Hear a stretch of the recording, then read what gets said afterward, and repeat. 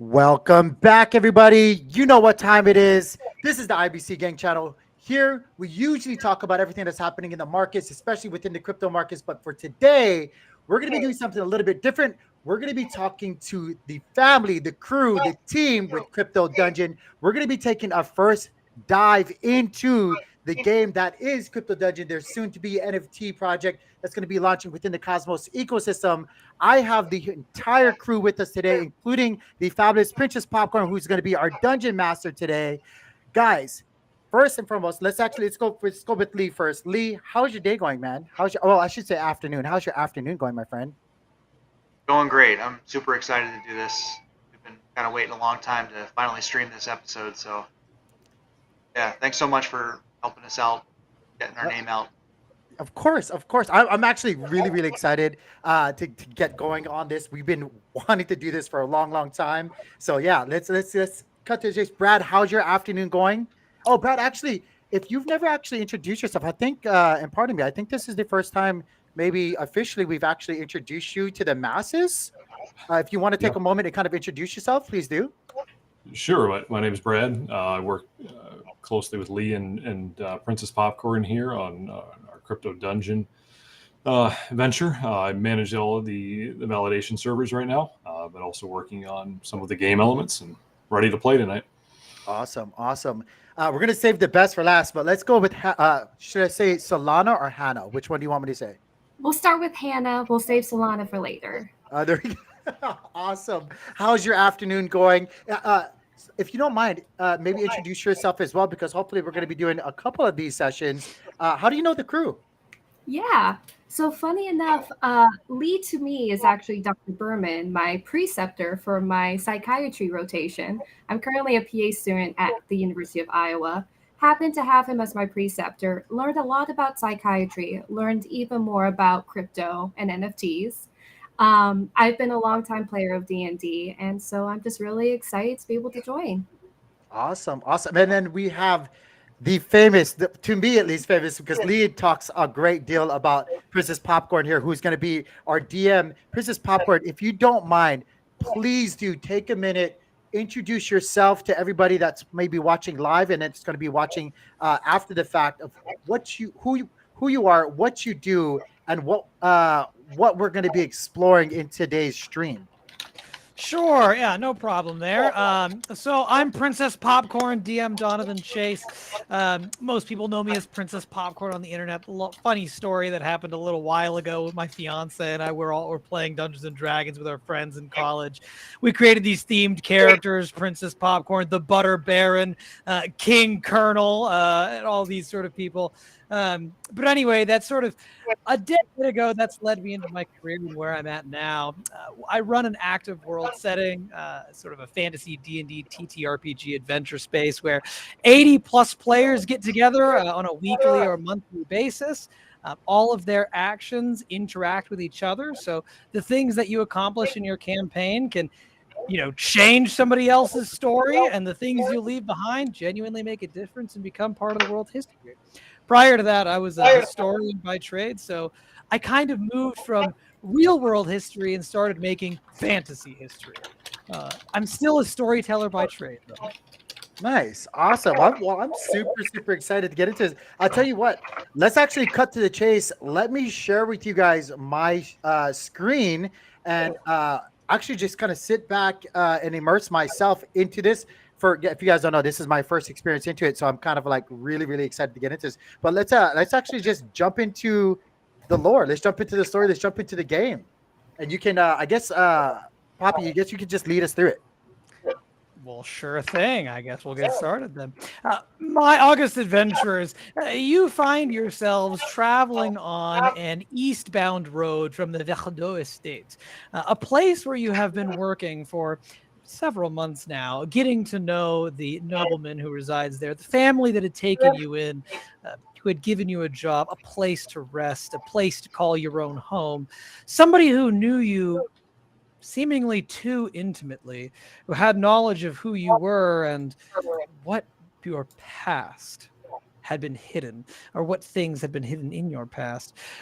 This seems uncomfortable knowledge to you, but nevertheless, they have been good to you. They've provided. You haven't had to pay for your lodging, and you've even found company of friends, people who support you, maybe even love you, companions that you can take an interest in, that you can confide in. These group of companions are with you now on this eastbound road. You're being led by Capitan Claude, who is leading you on to a great hunt. And he is about to inform you as to your task of what's going on here today. But before we get to that, it is a warm fall day. There's a crisp breeze that flows through the air. Off into the distance, you can hear the trill of bird noise. It's calm, comforting, quiet. And of course, Lord Verdot has asked you to do some seamlessly or seemingly pointless task of hunting beasts, not as well as him, of course, because he, of course, wants to be the big hunter and get the biggest prize, but he needs competition to fail, and you are it. Party, as you go across this dusty, unmanaged road, is there anything you'd like to do with your adventurers? You can hear the clanking of Captain Cloud's armor, and the tranquil setting seems to fall onto your shoulders, almost like a perfect day. I'm gonna leave it up to you guys. I don't know if I'm supposed to say anything right now, so you guys lead me through this. I'll probably just lean back, take in the sun, and completely ignore my fellow cart riders. I just blissfully unaware of everything going on around me, just enjoying myself. Sure, very well. Solana, you go ahead and bask in the sunlight, enjoying yourself in the peaceful, tranquil mood out here in the forest. Bayani, do you mind just sharing just a small bit about your character? What is your character like? What do you look like? What do people need to know about Solana as she basks in the sun? Absolutely. So, those who see Solana will see a tall elf, pale pink skin, darker pink hair, flowing robes, a book strapped to her side that she references frequently. She has a tall staff with some darker yellow rocks at the top that she holds close by. But other than that, she seems pretty aloof, relatively easily distracted, is probably how most would assume her to start. And she usually flips from being very upbeat and positive to all of a sudden just suddenly very quiet. It's kind of odd. Her social skills are not her strong suit, to say the least. Very well. Well, while you're basking in the sun, what do the other adventurers want to do? You're going down this eastbound dusty road, a thing that hasn't been used in quite some time. The tranquil atmosphere sets in, and Capitan Cloud, you can feel or hear his armor rustling and clanking. Nearby, along each side of the road, you can see there are these soul fire lanterns lit with blue flame, a clear source of power in the otherwise tranquil and picturesque natural environment. As you move a few steps down the road, is there anything you'd like to do beyond simply following your guide? I'd like to keep a lookout, do an insight perception check, just make sure that nothing suspicious in the woods. Sure, by all means. Go ahead and do a perception check. And while you do that, looking into the woods to see if there's anything out of the ordinary here, why don't you tell us a little bit about your character that you'll be playing today, just like Solana did? So I'm playing Xanthar. He's a Warforged Twilight Cleric. And I don't think we know how we got to this place, but we've somehow all met each other here. And we're helping out this family and just trying to find our way home is what I remember you saying before, right? That's right, of course. At least for some of you. Some of you are here for different reasons, naturally. But go ahead and make me that perception check. Meanwhile, while he's doing that, Groga, is there anything you'd like to do? Just watching the guide closely, just mirroring his movements to a degree, but making sure that he's leading us in a I direction. rolled a 17, but I'm not rolling in game. Very well. So long as you're rolling in the D&D Beyond and people can see your rolls, that's fine. Groga, do you want to give an insight check or try and determine anything about this character while you're walking and intently trying to mirror their movements, or just nothing in particular you'd like to do? No, nothing in particular. That's fine. Sure. Yeah. Do you want to, just like Lee and Hannah had done, give everyone just an idea and understanding of what is Groga? What are you Sure. playing today? Groga is a very taciturn half-elf paladin for personal matters, but he's very charismatic when he needs to be. However, he's not very bright. he's lovable, but not too smart or quick on his feet. He's a follower of Gerda the Pale, who is a god of fate, and it's led him to find Xanthar and attempt to help Xanthar basically save his people primarily. Very well. Thank you for that. Now, party, as you're adventuring on, don't worry.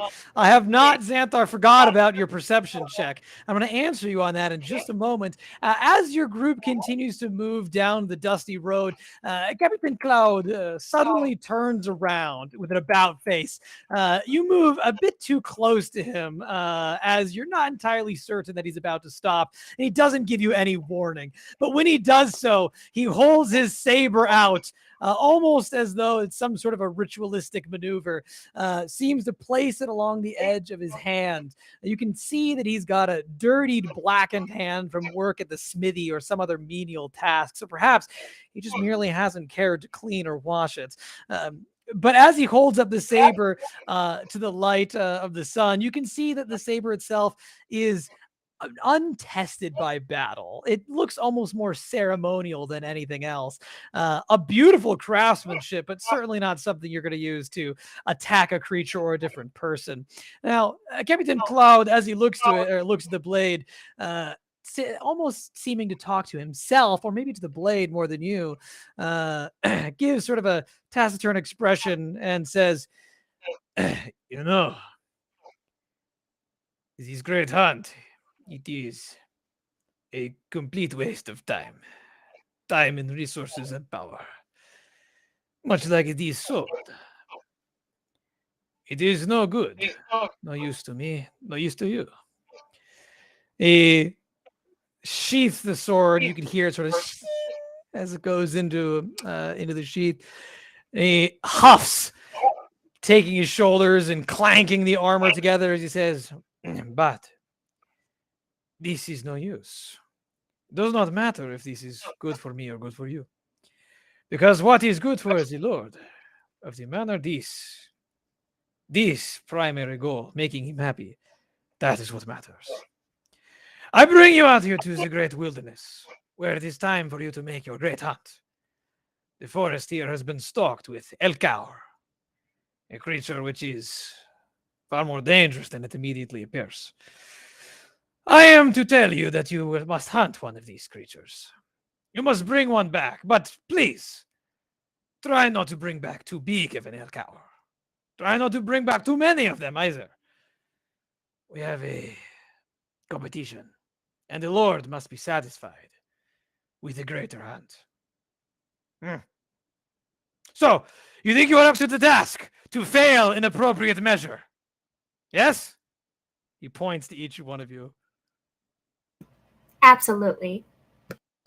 Wonderful, excellent, Slav. I appreciate it. Xanthar, what did I say? We can do this. No, you can not do this, is what I want you to do. I want you to not do this appropriately. Groga? We'll be careful. We What will, does we fate will tell you will fail. happen We will today? fail eloquently. You will fail eloquently. Excellent. That is what I like to hear. Very well. You have been given the task.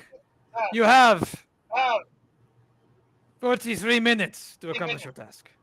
I wait for you here. Go now. Stride into the forest. He goes over towards the side of the road, merely resting along one of the trees. And you can see that he's got this little pocket watch that he brings out underneath the thick plate mail armor that he's wearing.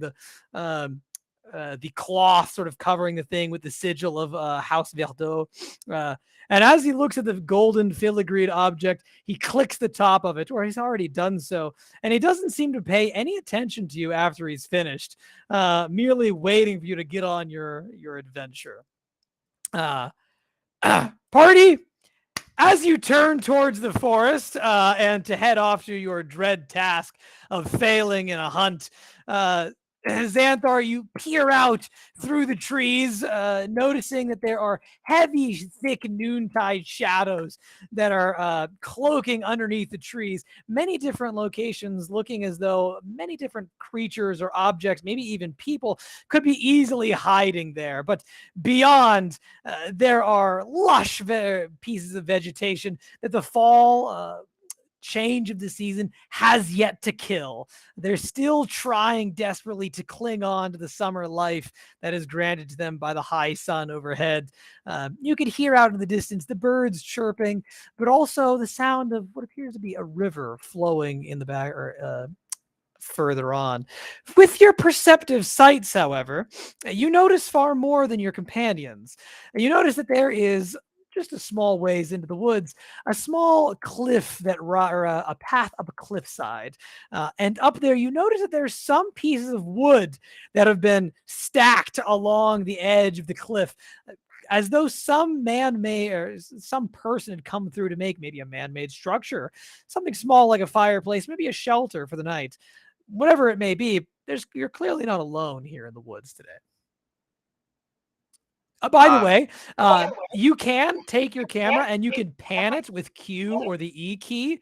And so that means, or you can get a different view angle with your camera.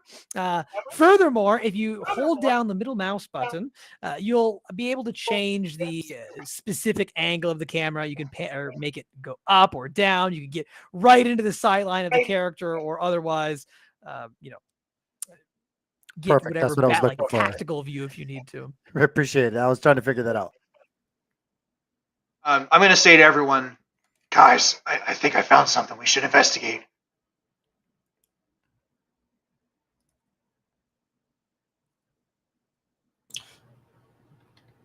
Where? Where? Looks like there's a path. You can tell by Lee is sort of gesturing over towards the top of this cliffside, a small ways into the forest, and where the rock outcroppings begin to give way up into larger elevation.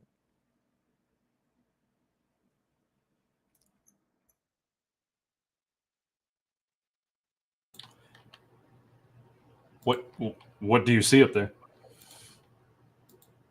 There looks like a path that's someone took and made maybe a handmade structure. I'll start venturing up. Very well. As you begin to venture out of the road, you can hear the flickering of the blue flames in your ear to the left and right. There is a small buzzing sensation that flows through your body as you pass them, and a single warning that occurs in your mind, sort of mentally. You can hear it, as though the roadway itself is telling you danger beyond. You stride past it easily, knowing your task here brings you into danger. Danger is what you're here for. And soon the underbrush beneath your feet rises up to your shins and then to your knees, as the wild, unkempt, untamed wilderness swallows you inside. When you immediately walk out into the wilderness, you immediately see that there is a river beyond the side of the cliffside. You can see the cliffside that Xanthar had mentioned to you earlier. And beyond that, there seems to be two different paths, one to the left and one to the right around the gigantic hillside. What is it you'd like to do? And fellow party members, is there anything you'd like to do? I'll say I'll start to follow behind him, but once I feel that same raw danger, Yes. she'll just kind of pause for a moment, grab her book, her spell book, and will cast Mage Armor on herself. Very well. You do so as you grab the book, flipping through the yellowed pages, ancient and filled or suffused with magical power. You find the one you're looking for, and as you begin to cast the sigil sequence for the spell, you smell this scent of cold steel surround your body. This blue magic flashes out, this abjurative power, and you're surrounded by a veil of magical armor. What else would you like to do?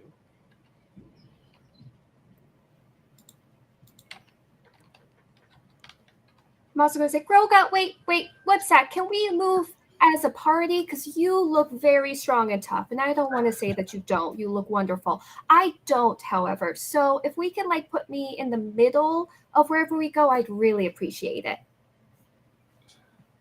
So I'll lead. You can follow. She calls out to you, Groga, but from beyond the blue soulfire sconces, her voice sounds as though she's many miles away. You could hear her screaming out to try and hear you, but you could barely make out what she's saying. Enough that you can respond, certainly, but it's definitely not what you were anticipating, as though everything beyond the fires is dampened. I'll beckon her to follow as well.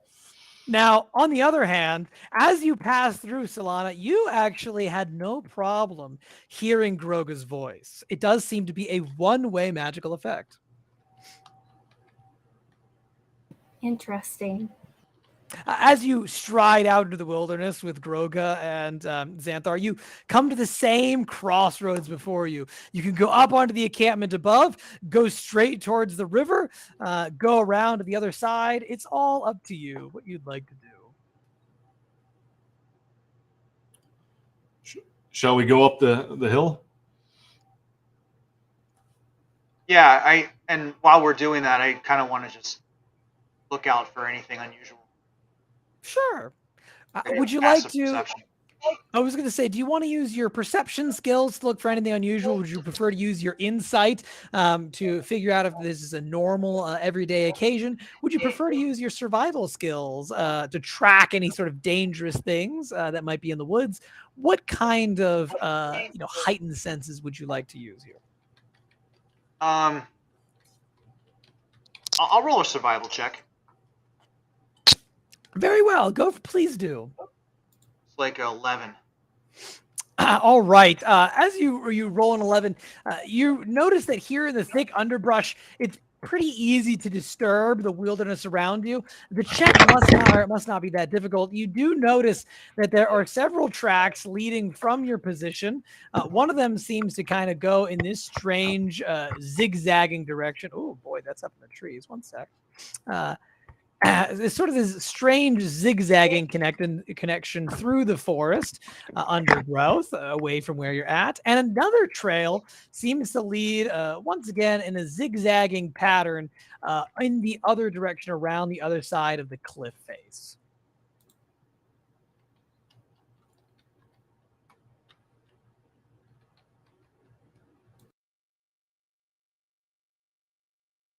Sorry, my cat's going crazy. That's okay. Beerus can be as crazy as he wants. We're all here for Not it. destruction. Does this Why don't we change your mind on going up to the cliff, or would you want to stay the course? Naturally, none of your allies know this information yet. I think we should investigate either one of these trails. Maybe the one going off towards the river. Party, your ally suggests this. What do you have to say in response? Sure, let's investigate the river. I like the river. I mean, this thing is a creature. Creatures need water. Makes sense. Groga, as you begin making your way towards the river ahead of your companions, you watch with this strange magnificence as the day before you, cheery, sunshiny occasion, all the trilling of the birds, the warm, comfortable atmosphere suddenly stops. And it is halted by this calamitous meteor that comes streaking down from the sky across the riverside. You hear a crescendoing boom as rocks fly out into the air. The trees cascade through the air, their leaves falling down in a hurry, this torment of almost like feathers from a bird in flight, descending down into the stream and the atmosphere around you. Some of the trees snapping backwards in totality. And there is immediately across the river this huge hole that has appeared in the earth. The earth sort of shakes and shudders before you as the thing slams into the ground. And somewhere from off into the distance, you could hear the voice of Captain Cloud saying, "I already see it." Doesn't seem to come and assist you. Can I do a nature check to try and see if this meteor was something that seems natural or something that seems more arcane based? Sure, of course you can. Go ahead and give me that nature check. 12 total. Very well. You know that meteors do not commonly strike the earth, especially not now. In the world of Sidril, there is naturally two moons, Mach and Hyathan, and on occasion it has been known that at the end of every year a tomb will coincide, wherein satellites from the moon, these rocky clusters of one of the shattered remnants of the secondary moon, sometimes plummet down onto the earth. But this occurs at night. There is no moon in the sky during the day, and the meteor that has fallen before you does not have the green gaseous appearance of Mach's satellites falling from the sky. So, no, very unnatural. And there's a shaking in your boots, a sort of a fibrous feeling to the air, as though there's a tension across the arcane weave that surrounds you. You can feel it, your closeness to magic. Something is off. Hey guys, these Alcovers don't normally fall from the sky, right? That wouldn't be. This is a sign of fate. We should investigate. Oh boy. Okay. After you. I agree. Let's go look. But we should keep our guard up. Cautiously approach the bank of the river and peer over. Certainly. Would you like to stealth? You said cautiously. No, I'm not stealthy, but yeah, you're not a very stealthy person in that armor. Certainly not. Solana, I see you're moving with him as well. Xanthar, what are you? Oh boy. Are you? Oh no, man overboard! You've drowned, Groga. You can, if you drag your cursor, you will highlight all of your party members. You can move them all at once. You can right click to get rid of that. So you're just moving yourself. Party, as you make your way up to the river, you slowly watch as a person begins to rise steadily, groaning out of the center of the meteor. And as they begin to rise out of the hole into the ground, Tank, why don't you go ahead and introduce what your character looks like as you plummeted to the sky and begin to wake up to your surroundings. I am charred by fire and my clothes are torn. A little smoky from the ankles up to my knees. I'm kind of dazed and confused as I bring myself up from the ground and to my feet. And I see in the distance across the water a party who looks very concerned at the sight of me. Confused and scared, I stand nervous and afraid of their intentions. Wonderful. And not only are you afraid of their intentions, But as you try to think about where it was you had been, what it is you had doing, why you were here, all of this information seems to slip from your mind, and all you're left is the whiplash sensation that where you're at is clearly not where you're meant to be. Your surroundings are hostile and foreign, and for some reason there is a very large book in your hand. There is. I have no idea where this book came from, and I'm immediately concerned of my family. This is a new land, new faces, and I'm confused and scared. And like I said, You certainly are. Party, as you look across to one another, separated only by a river of rushing water, a water where Elcower are known to wander about and frolic, to hide and wait to ambush prey. What is it you'd like to do? He looks confused from our side. I mean, That is right. He looks uncertain.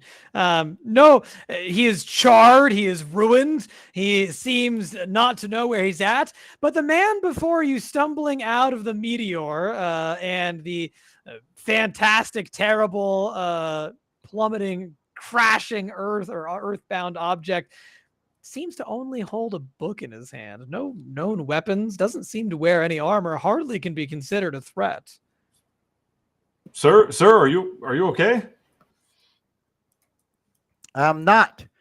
What is this place? Who are you? I'm Groga, a paladin of Gerda. We are here on a hunt, and we saw you presumably fall from the sky. How is it you're alive? I don't know. I've never heard of where you say you're from.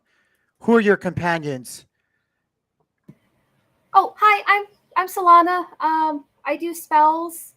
How did you not die? Frankly, I'm not mad about it. I'm just very confused. Spells as in a witch? Are you a witch? I mean, I prefer wizard, but I mean, I guess technically witch. I mean, I'm not like a bad witch. I mean, I'm not like evil. I won't hurt you. What would a witch be doing with an armed guard? Trying to make money. She's no witch. Exactly what a witch would say. What if I promise not to turn you into a newt? I'd feel better. Good. Who is Are your you other hurt? companion? My name's Xanthar. I'm a healer. Are you injured? I don't think so. Although I do need new clothes. And I, for some reason, only have this book, which I cannot read. As he holds the book up in his hand, Groga, you instantaneously recognize the top of what he's showing you. It has a cracked mirror placed inside the front page, on the cover, as well as the binding that he holds in his hand. The broken mirror that is the call sign of Gerda the Pale. You immediately recognize this as a book of prophecy. And you can feel a connection, a tie to it. All at once, there's a sonorous bell that rings off in your mind. The powerful, commanding voice of your goddess, Gerda, calls to you from beyond the mirror dimensions. And you can hear her snarling, sphinx-like voice command thee to investigate, but to be wary. This is the reason you are here, she seems to call. I'll just kind of mutter a prayer under my breath, just at the awe of hearing that and experiencing that. But outwardly, then Sir, what is your name? Which? What is your friend mumbling under his breath? Secrets. No secrets. He does that a lot. I think it's like a holy thing. I don't really partake in that, but freedom of religion, all of that. So I think that's kind of his thing. As the witch Solana's speaking, I suddenly feel faint. Maybe it's the lack of food. Maybe it's the hard impact from the crash. I don't know. But I start seeing less and less as the room starts to fade and I lose consciousness. Oh no, don't do that. Oh gosh. Party, you watch as the newfound adventurer, blackened and burned from the fall from the skies, plummets onto the ground at the very edge of the river, seemingly unable to withstand the force of his fall. We must retrieve How that far is book. the river? What an excellent question. You know that in order to cross this river, it is about 30 feet of rushing water. Now, water is in this world where you are at is not harmful to you. It's much like being on regular Earth. So there's certainly shouldn't be any problems navigating it unless there's further dangers you aren't aware of inside. And we know that the Elkgour usually is in the water or likes to go to the water, or... That's right. You believe that you had heard something, that you would find the Elkgour near the riverside. But at present, you don't seem to see any Elkgour nearby. As far as the ability to leap over that with athletics, what are we looking at typically? If with a +5 athletics, what's a standard leaping distance? Well, you can make what's called a long jump. It requires you to move 10 feet forward before you can make the jump. So you need a little bit of room behind you as you go to sprint up to it. And then you cover a number of feet that are equal to your strength score. So if you've got a 14 strength, it means you can go 2 tiles because you've got to be able to get into the 5 feet of the next one. You So- have a 16 strength and then a +5 to athletics. Right. Before you it's do the that- strength score that matters. So if you want to try and leap over the side with a 16 strength, where you can get 3 tiles into the water, won't quite make it perfectly across, but you'll get halfway into the river, and Sure. then you can use that athletic check to try and tread water and get to the other side. Can I guidance him first? Sure, of course you can. What are your guiding words? May you jump right across the stream. That's what you want to say for the casting of the spell? But Yeah. Very well. You go over to Groga. You can see that he's preparing to make this leap. You walk up, you place a hand onto him, and you say, "May you be jump across this creek." And you can feel the white divination magic flood through your mechanical hand into or through his armor. It radiates off of his body, and there's this scent of white smoke that billows up through the air as the magic releases.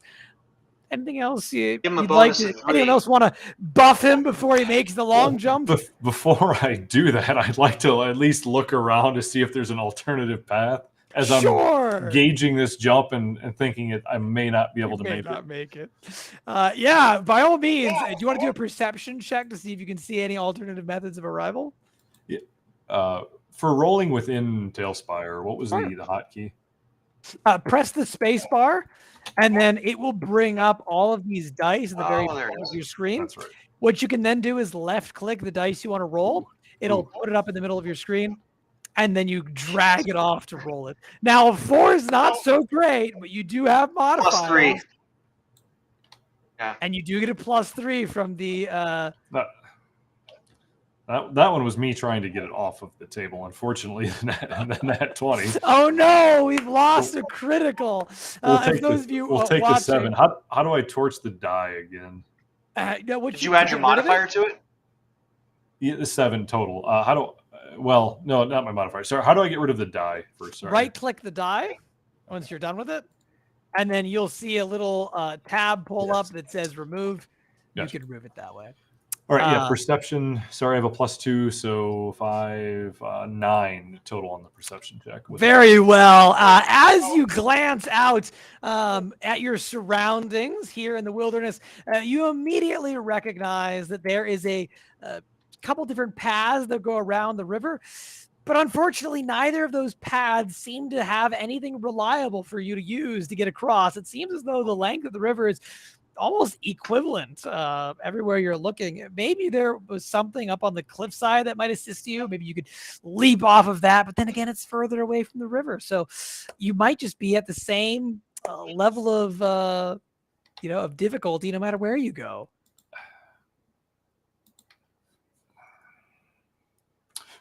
So Lana, do you have any magic that might assist us here? I mean, I do have one thought. So Solana's going to take a step back. She's going to stretch a little bit. She's going to really pull on those muscles, which you notice their muscles are close to non-existent. She looks like she could really use an improvement in her daily diet that seems to just be just carbs with the amount of meat on her. But she's going to go ahead and take a step back, run up, and at the very last moment, she's going to cast Misty Step and get... Actually, wait. Exactly over. Wait, I will exactly over. But correct me if I'm wrong. Misty Step, that's not the one where you can take someone with you, correct? That's Dimension Door. That is correct. That is Dimension Okay. Door. Misty Step, unfortunately, does not, but it's still That's really why- cool. I just want to double check. So she will, right as she's starting to jump over, making probably would have been less than her strength is a 9. So I don't know if she would have like jumped backwards a tile with that -1, but just as she's about to hop over, she'll Misty Step. So she'll completely disappear, and then in a puff of pink fall leaves appear exactly on the other side of the river. Now, are you using your Eldrin ability to teleport? I am. Very Yes. well. Wonderful. Then that's a special kind of Misty Step. As you go ahead and do that, everyone watches with awe or perhaps confusion or maybe just plain intrigue as you disappear and reappear in a radiant light of pinkish flowers. Now, would you like to use any bonus effects from your teleportation, from your natural Eldrin ability, or are you going to... I think technically, since I did the variant Eldrin to get a bonus to intelligence, my Misty Step isn't anything special, unfortunately. Wonderful. It is pretty. It would be very pretty. Very well. Then if you're not activating any bonus features, you do so teleporting across the other side of the river, and you immediately get to see this newfound adventurer directly below you. The allies behind you, buffed and waiting, ready to jump across, simply look on dumbstruck as you make it to the other side. Can I do a survival check on the... Sorry. No, you're good. I was just going to kneel down and kind of say, I'm sorry, I'm not really the best at this yet, but I'm working on it. Can I try to do a medicine check on him? You certainly can. Are you trying to stabilize him, to bring him back up? Yes, ideally, because I think he's just unconscious, but ideally I'd love to bring him up to 1 hit point, but I don't have any, like... Yeah. Okay. As you reach out towards the person to do your medicine check, you see that mirror-bound book that he's holding in his hand, the Book of Prophecy. And as you see that there, you notice that the book itself is wrapped in what appears to be a string of leaves, but not just any leaves. They appear to have flower petals embedded into the leaves, and they look to you immediately. You recognize them as Seele leaves, flowers, things that were meant to be pretty, wonderful, delightful signs of spring, of fantasy elements, where they would change colors periodically, quite frequently. They could even be a source of candy for your people in the Seele realm, but these have begun to rot on the edges. And where there was once a flower, there is now a decaying corpse of a leaf.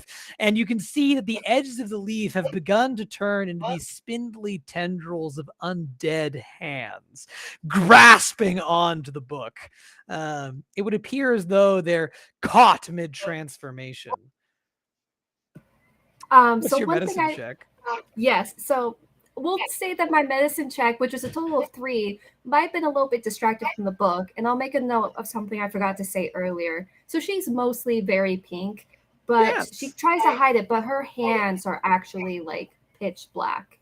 And and they seem to kind of like a gradient fade back into a normal color, but they are completely pitch black, similar to this black rot that these leaves are. And her hand kind of reaches towards them. And so then her medicine check is not quite what she probably wanted it to be. You didn't have your mind on the ball. You're dropping the ball. As you reach toward the person, you try to assist them with the medicine check.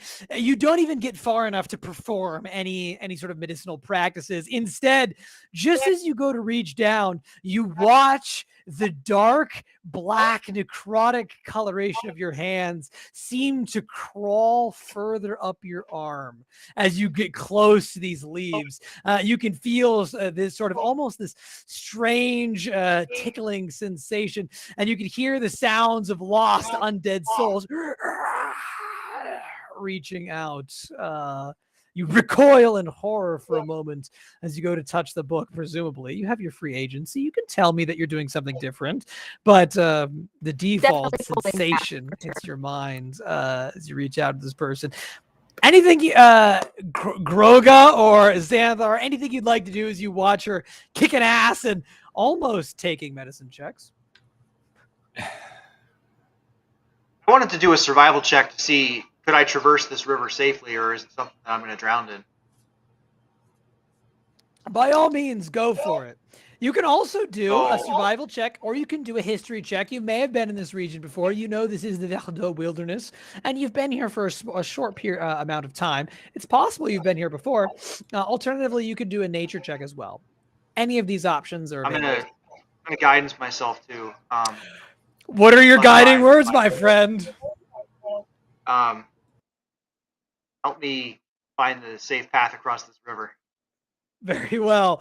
You ask for guidance. And as you do this, you take your hands cloaked in divination magic, and you begin to sing to yourself. When I think about rivers, I touch myself. Oh, I don't want to fall in the water. I need some guidance to get across. By all 25 means. total. With a 25, the white divination magic bolsters out from your body. The white smoke rises up from your body as the heat becomes caliente, too hot for you. And you instantaneously recognize that this raw water would be very safe and sound, very secure for you to cross, if it were not for the Elcower you see waiting in the distance, and quite literally, I mean waiting for you, but also wading knee deep into the river. You can see the body of the thing. I will showcase it to you. It is at the heart of this sphere that I am drawing. And you notice its metallic antlered body lying for you in wait. The Elcower looks at first like a normal elkish creature, but you can tell that it has metallic dragon scales that are cloaking its body. They give it a metallic sheen, and you can see this powerful serpentine tail sort of treading water in the distance, powerful enough to propel it through the water. And you can see the fangs, almost raptor-like, inside of its mouth. No mere elkish teeth, almost sort of opening and closing with repetition as it waits for you to dive in. It clearly wanted nothing to do with Alana and her teleporting magic. Okay, is it looking at her? Is it looking like it's a threat to her? It's looking at both of you. You can see its gaze sort of, almost going back and forth, trying to see who is going to go into the water where it has the advantage. Can I tell from this distance how injured this person is? The person on the ground? Yes. Go ahead and make me a perception check. Or medicine check. I'll Okay. give you either one. Medicine. I'm gonna roll just in D&D Beyond. Sure. That's 21. With a 21 from this distance, Tank, please go ahead and tell us just how injured your character is. I've started to come through with the rustling of beast in the water and the nervousness of my acquaintances across the river, and now the witch which stands above me All I've- smiles for you. Oh, I- and the horrified glance from what has happened to your hands. Yes. I've slowly started to recover, but not fully yet. So there you got it. He looks like he's healthy, but for some reason he's been drawn unconscious. Guys, I did it. I healed him. Did you see that?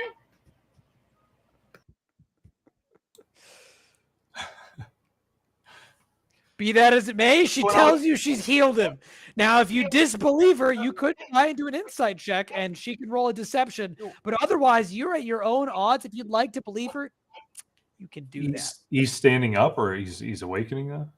He's still on the ground, still murmuring, still seems somewhat unconscious. Okay. But at least to your eyes, he seems as though he's probably quite dangered, infirmed. He's charred and blackened on his body. But Solana says that she's healed him.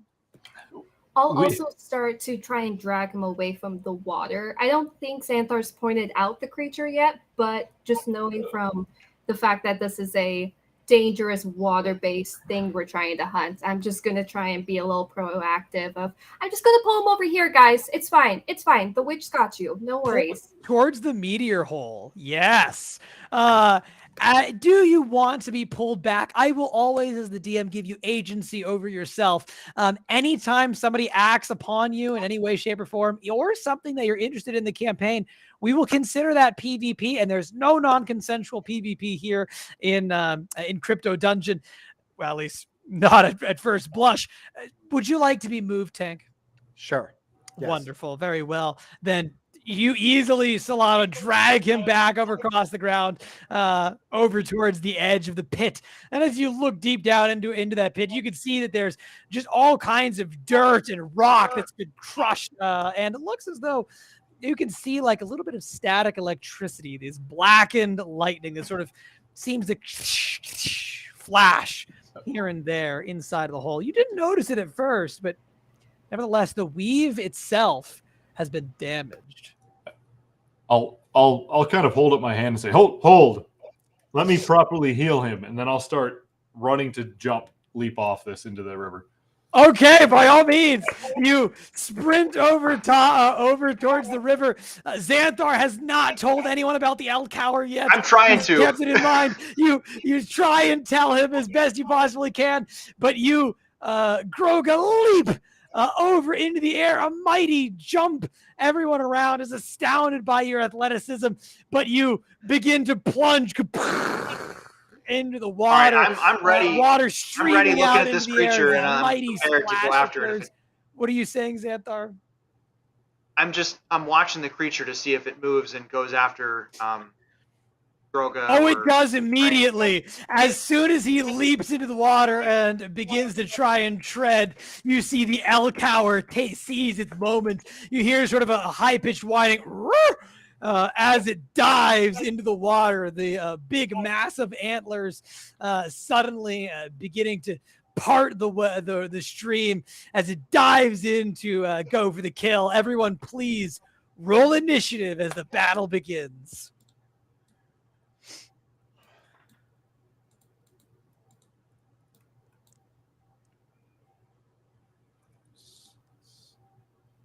Solid 14. 14. All right. I may ask you for that again. Sure. 5. We've got a 14. We've got a 5. And Solana, what have you got? 12. A 12. Wonderful. And finally, last but not least, Kami. Am I in this fight or am I still? You, of course. you're- Even if you're unconscious, I must give you player agency. You will be in this fight, even if you are unconscious. Okay. Okay. Walk me through this. This is the first time I'm rolling, so I don't really know how to do this just yet. Certainly, what you'll do is you'll navigate onto your character sheet up Mhm. towards sort of the top middle. You'll see a little icon that says initiative. You'll click that button or that number, and then the D&D Beyond is going to roll it for you. It says I have an 11 plus 2, which is 13. Wonderful.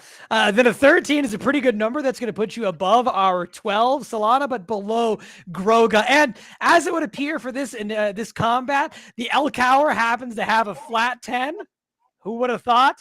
Which means that the initial order will be Groga, Kami, Solana, Elcower, and finally Xanthar. By all means, as you get into our combat here, we'll play out the change the soundtrack to the ambush feature, and Groga, you take us away. You are inside of the middle of the river as the beast has begun to lunge towards you. Its metallic scales shining in the sunlight, but also from the water that's rushing off of it. What do you want to do? I honestly don't know if I'd see it because I just leapt into this and there's water splashing around me. And my goal is to just get to the shore as quickly as possible anyway. So I'm athletic checks if I need to. Otherwise, just heading towards that shore. You do not have a swimming speed as a character, but it is not athletics check to swim through it. Instead, you just have a movement penalty. It's twice as much movement to move through this area. You've got to move 15 spaces to get to the edge of the creek side. And so you can get there and you'll just barely get out of the water. Yeah. I'll take off your flying as you get to the edge. It does take all of your movement to... Sorry. Let go of your character. I'll assist you. I'll let go. There you go. You barely make it to water's edge as you sprint, treading as hard as you possibly can. Water getting thrown up into the air, almost like you're so worried or concerned. You're treading all of this heavy armor. It appears almost like you're trying to get into a splash fight with someone in a pool. What else do you want to do, Groga? That is all your movement, but you still have action and bonus action. Yeah, I can't. I need to get next to him to lay on hands. So, I guess would I have seen this thing at this point as I'm crawling out of the? Most definitely. It made a very loud splash as it entered the water. Its glistening metallic scales while it's in the water kind of make it a dead giveaway as this half draconic, half elkish thing speeds towards you. What do you? Well, I'll put myself between Solana and our mysterious stranger here, and what a good paladin. I'll basically, is it the dodge action? Is that? That's right. You could do that. You could take the dodge action, ready yourself, for any sort of incoming blows. Holding my shield up. But yeah, stabilize myself here. Make sure I'm secure if this thing comes after me. Wonderful. Very well. You stabilize yourself. Kami, we go to you. You're currently unconscious. You're recovering from your fall from the meteor. Would you like to make me a Constitution saving throw to see if you come back into the fight, if you rise out of your unconscious stupor? Yes. Tend to do so. How do I do that? I'm sorry. No, of course. This is absolutely fine. What you're going to have to do is you're going to look up at your character sheet. You'll notice that at the top left-hand corner, you'll see the, actually it depends on if you're looking at the PDF form or the live version, but you should see at the top left side of your screen a box that says saving throws, and in there, there'll be a con. You're going to click the number there for con. Saving throw. Okay, there we go. Saving throws, click it, con, click the box. That's right. It just goes to a definition of sorts. Hold on. So if you click the word, it'll take you towards the definition. If you click the number itself, it should roll for you. Sorry. A 21. Oh, perfect. Fantastic. You have so much vitality flowing through your body. You begin to awaken, your eyes fluttering open, the light shining down upon you. You can see Solana's worried face as she notices the Elcower charging into combat. Would you like to act this turn, or would you like to continue hamming it up? Yes. I come to my feet and decide to join the fight, as it seems to me that these individuals are trying to protect me. Sure, maybe that's the case. Maybe they led the monsters to you. I don't know. What do you want to do as you get to your feet? It's half movement to get up to your feet. I'd like to take a defensive stance, and for some reason, it feels natural for me to raise my fist in a fighting stance. Very well. You raise your fists, and as you raise them up, the book is still in your hand. You just suddenly see the mirror, the broken facade of your face reflected back at you. You remember your face naturally, and the life that you've lived before comes flashing into your mind. All at once, you see your wife, your kids, your loved ones, your friends and family.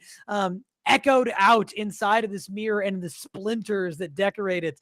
But all throughout the visage of the mirror, as you see your memories flooding back into you, nothing of your current state of being, your place here, the black and charred remnants of your skin seems to have any recognition to you.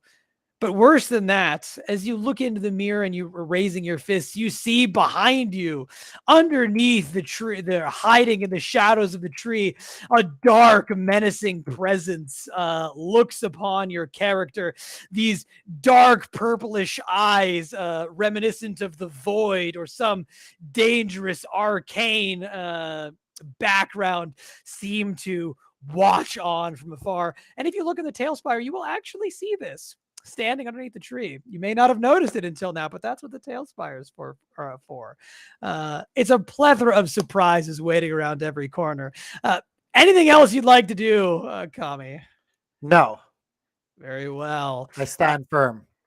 You have not told anyone about the presence just yet, and so they have Solana and others. You do not recognize it, but Solana, you do certainly recognize the Elcower. What would you like to do? So, so we're here to hunt one of these, right? In theory. That is correct. In theory, you have been brought here to slay a beast of proportionate size that will be less ingratiating than the one that Lord Verdot will hunt himself. So is this about the right size? Like, is this like a good size boy, but not like a $10 This does you notice that the antlers atop this Elcower are magnificent. This is easily a 12-point buck or better. However, that is fairly normal for Elcower. They usually have a very large, prodigious display of antlers at their disposal. This one does seem to be appropriately sized as well. It looks as though it could be a decent hunt. Certainly. Okay. So given that, she's going to know or think that, well, you know, in theory, there's some bigger Elcower out here.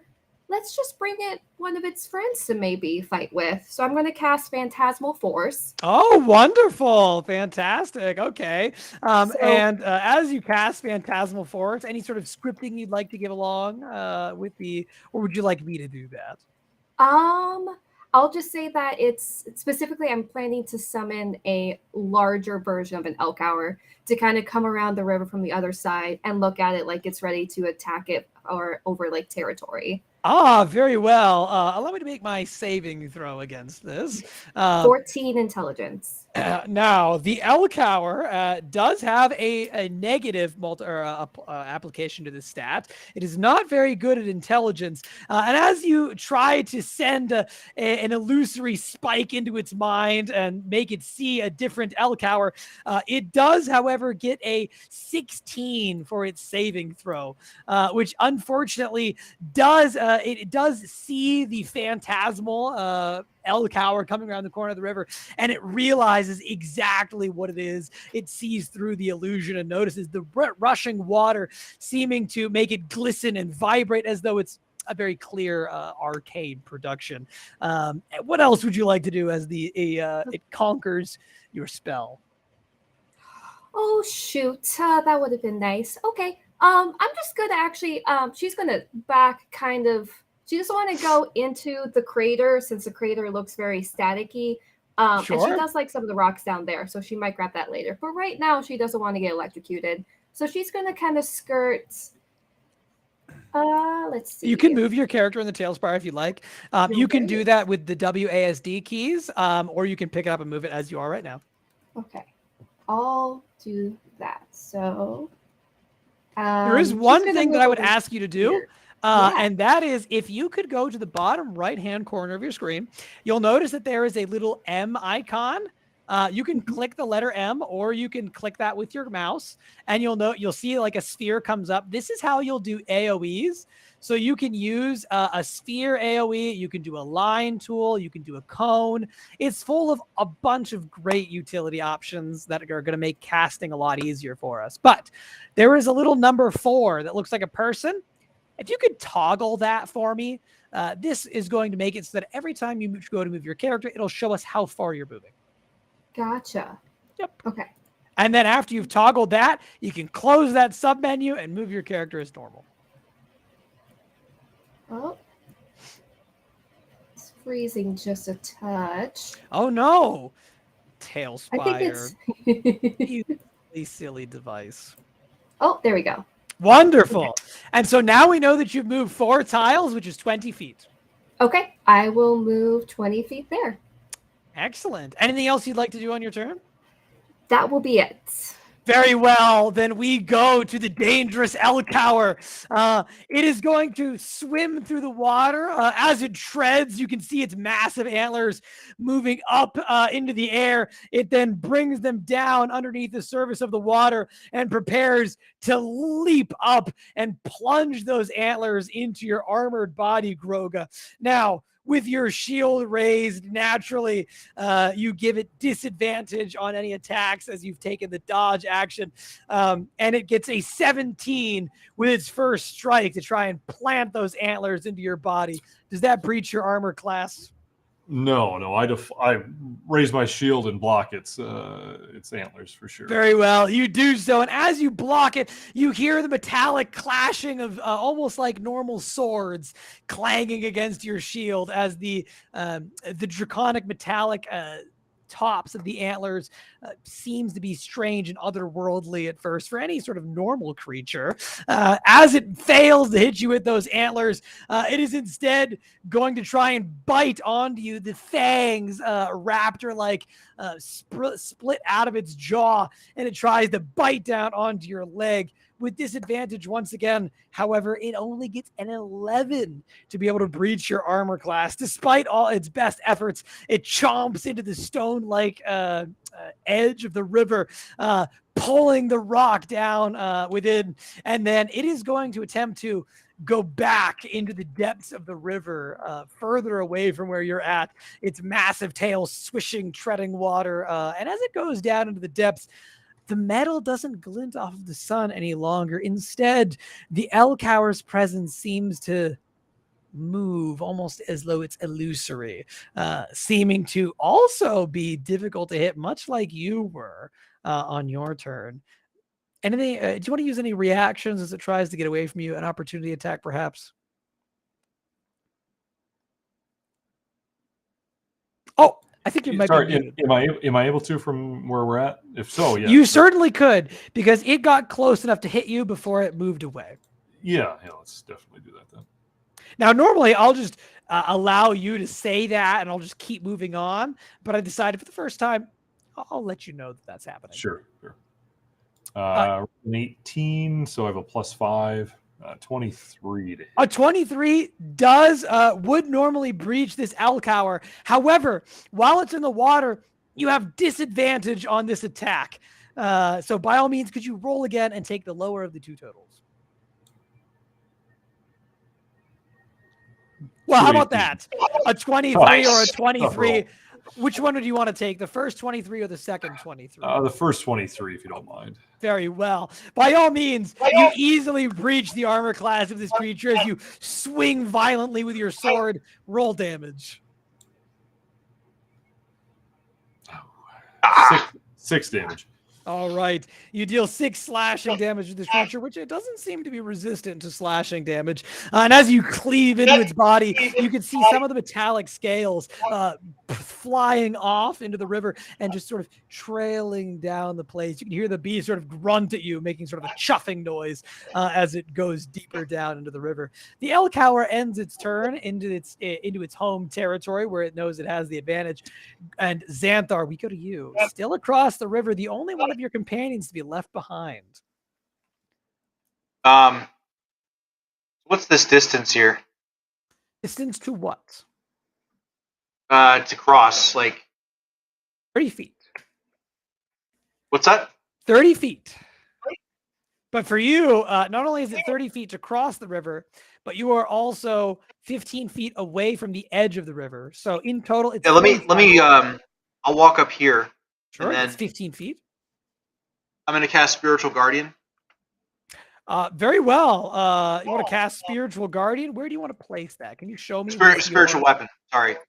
I was gonna say, you want to cast Spiritual Weapon with your bonus action is great, but where do you want to put it? Can you show me with your? You can use that I'm gonna M move tool it. and you can bring up the sphere. M tool. Yep. Where's the creature? Here it is. The L Cower is that's up on top of the tree. The L Cower is down in the river over here. Where is it? It's over at the heart of my sphere.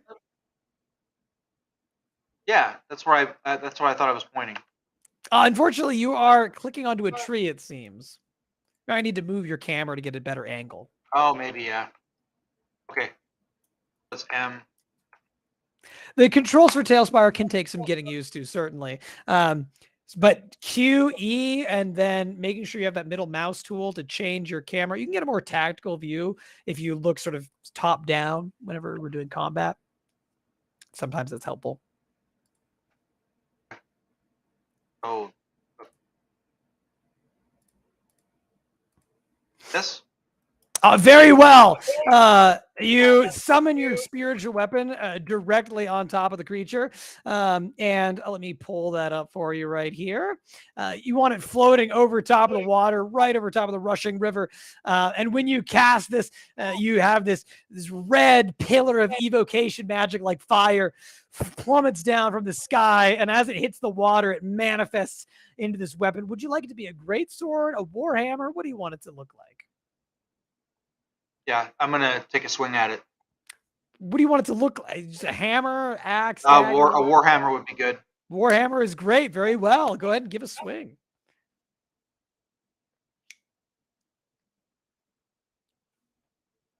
Did I roll for damage or roll for hit?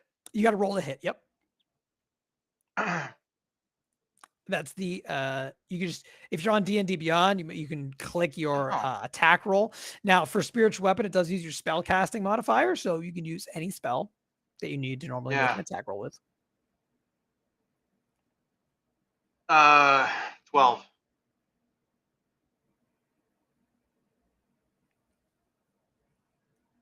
I rolled a 12.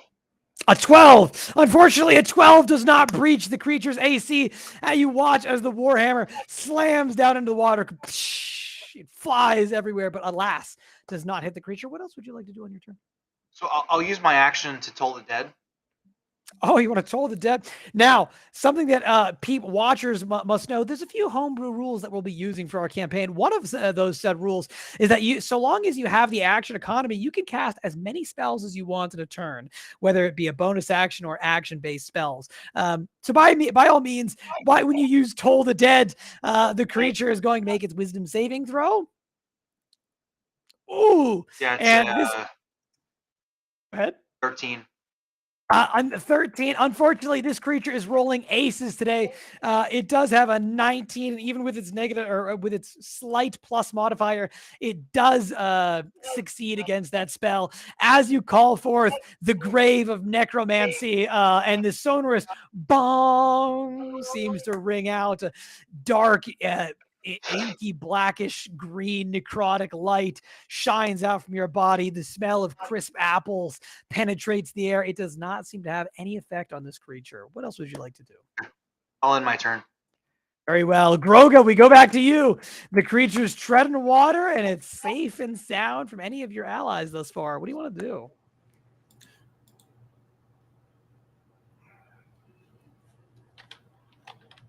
I will. Do you want to enter the lair of the beast? No. I'm going to turn around and how is the individual that fell from the sky? Did we get your name? He's not told you his name yet. No. That's what I thought.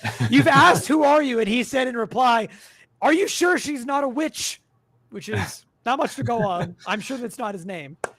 Well, I will turn to him and say, if you allow me, I can heal you.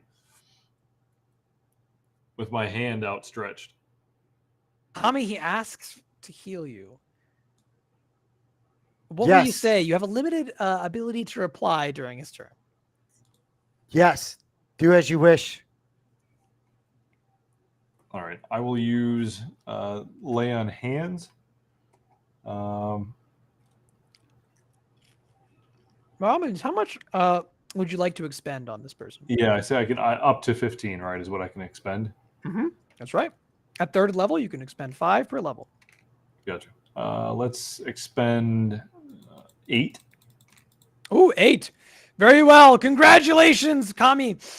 As he places his hand on your body to administer this healing magic, you watch as red divine light shines out from him, the color of blood.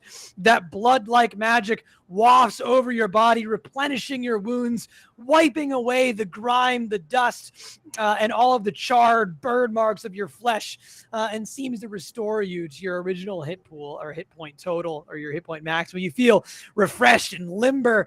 The aching of your body seems to melt away underneath his light touch. Groga, what else do you want to do as your healing seems successful? I think that will be it. I will just turn myself back towards this direction. I'm going to stay a little away from the edge, though, so if he has to come out, he has to come all the way up, basically. But Certainly. that should be it. Anything else you'd like to do?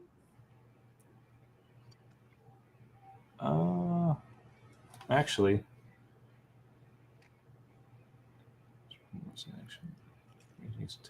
I think so Sanctuary I can cast as a bonus action here. We're going to Sanctuary this individual as well.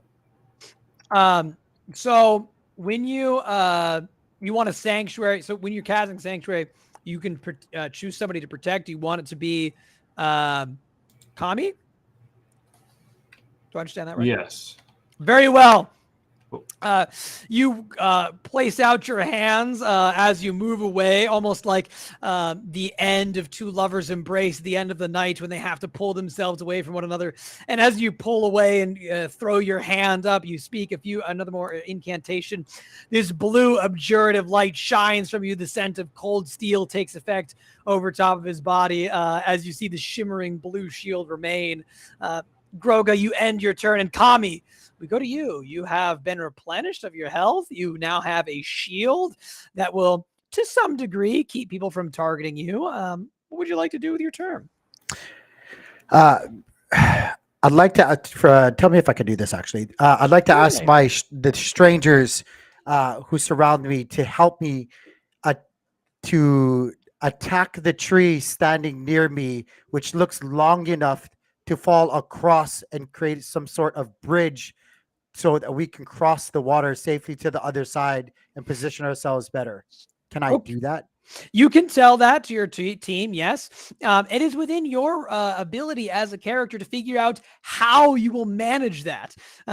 So if you have a cutting implement, you might try and use that. If you have a devastatingly powerful magical spell, you could try and blow the tree down with that. You could, if you're really strong, you can try and maybe force the tree down. But as you mention the tree and you identify it for your comrades, you do actually notice, bringing attention to the thing, that there appears to be a certain amount of rot that has wormed its way through this tree, and a bunch of insects like termites have clearly made a home there before. You do believe that it's actually weakened and could be used as a bridge. I would like to ask all of the companions, or strangers surrounding me, to attack it with whatever means they have, including myself, hitting it with my unarmed strike as hard as I can to weaken it. Very well. As you go and hit the tree with your unarmed strike, go ahead and make me an attack roll.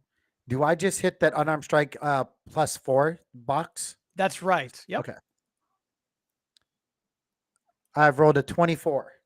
A 24 will easily breach the AC of the tree. You might be wondering, why did I have to roll to hit something that's not standing, not moving, and not trying to dodge me? It's because you need to hit the critical weak spot of the tree, which you've easily done. Now, please roll damage.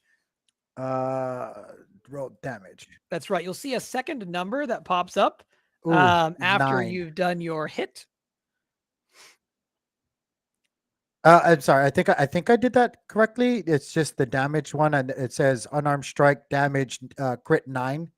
Very well. Wonderful. As you wait, does it have like a green border around it?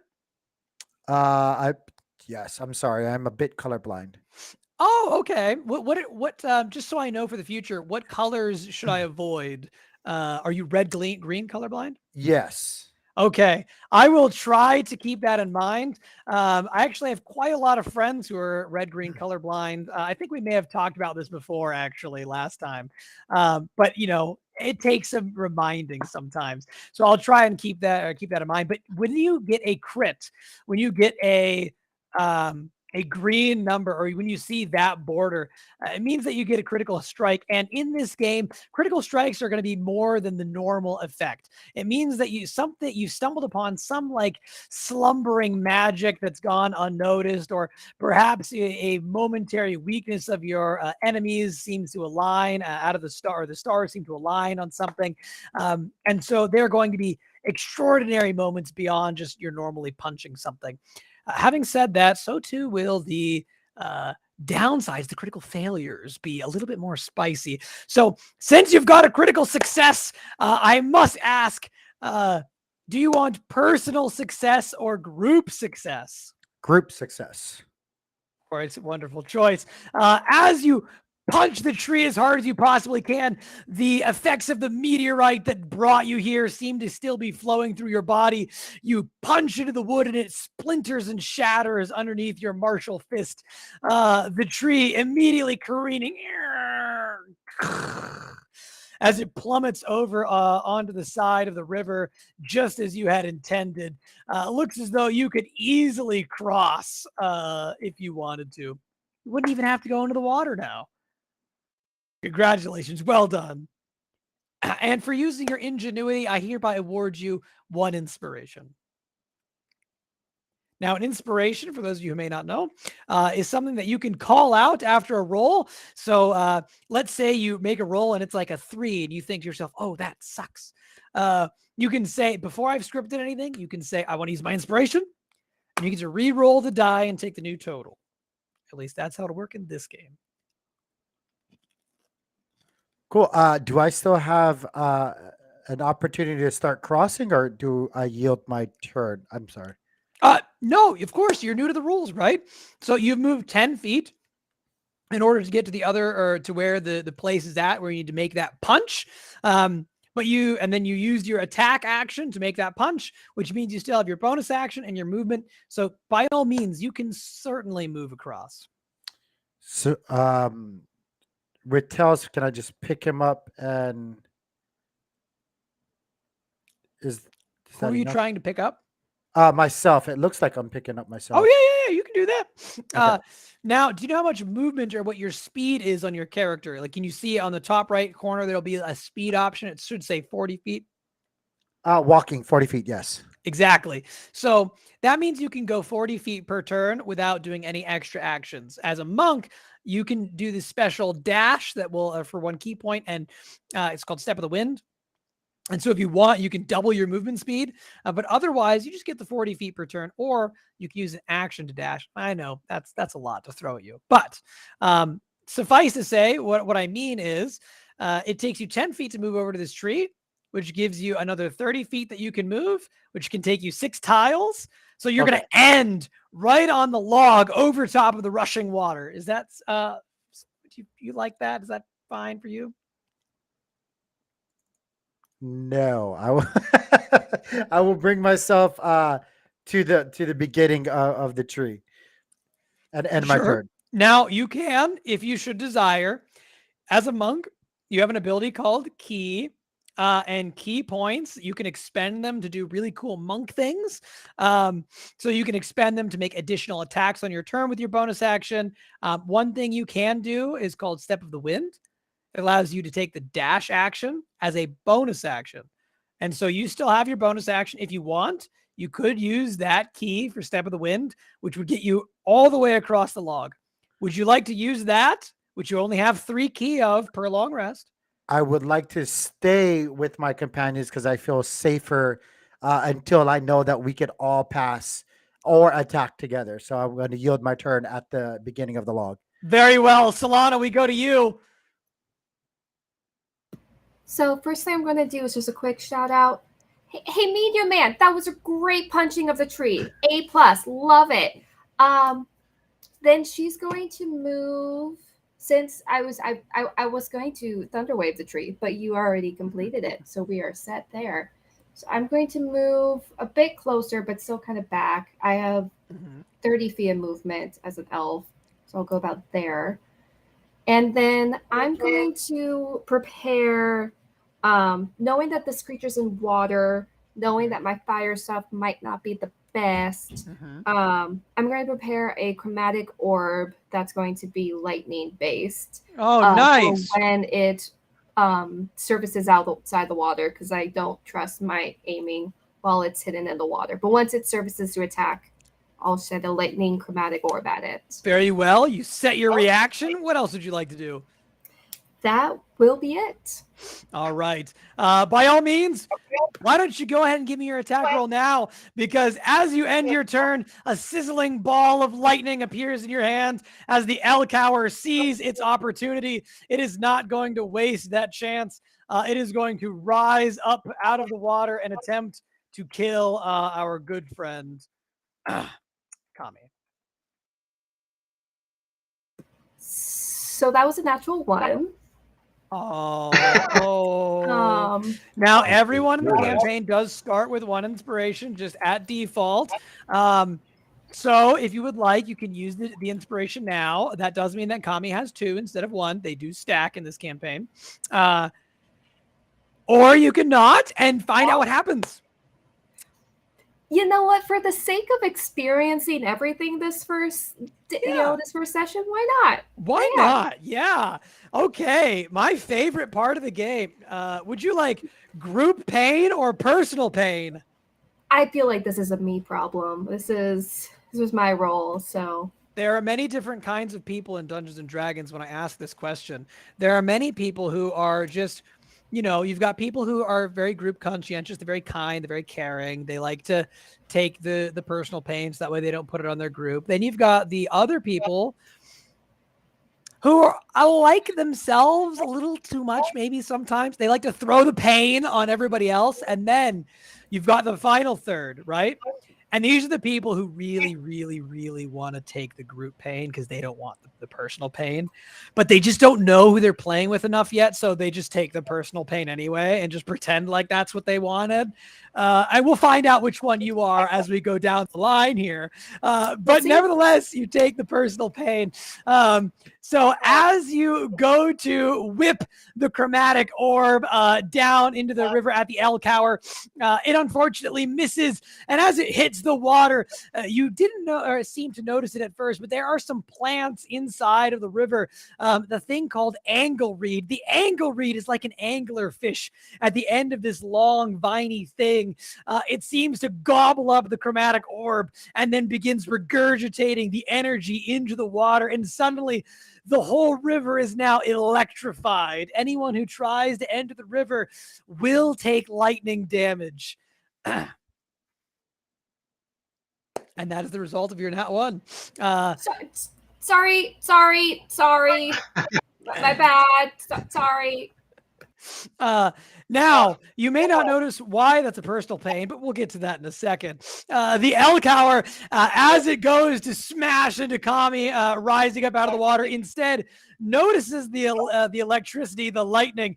It takes its little tail and it swishes it, or actually it's an elongated tail. It takes that elongated, almost fish-like tail, swishes it down into the water. And as the electric current builds across its chromatic scale-like body, it is going to leap up into the air over top of Kami, which Kami, you get an attack of opportunity if you'd like to use one with your reaction, but it is going to sail over top of him up into the air. And then it is going to try and slam its antlers down into you, Solana, with this lightning charge onto its body. I would like. indirectly, I did hit it with lightning. It's just using it now. It's That's correct. Yes, it's Good. now using it against you. perfect.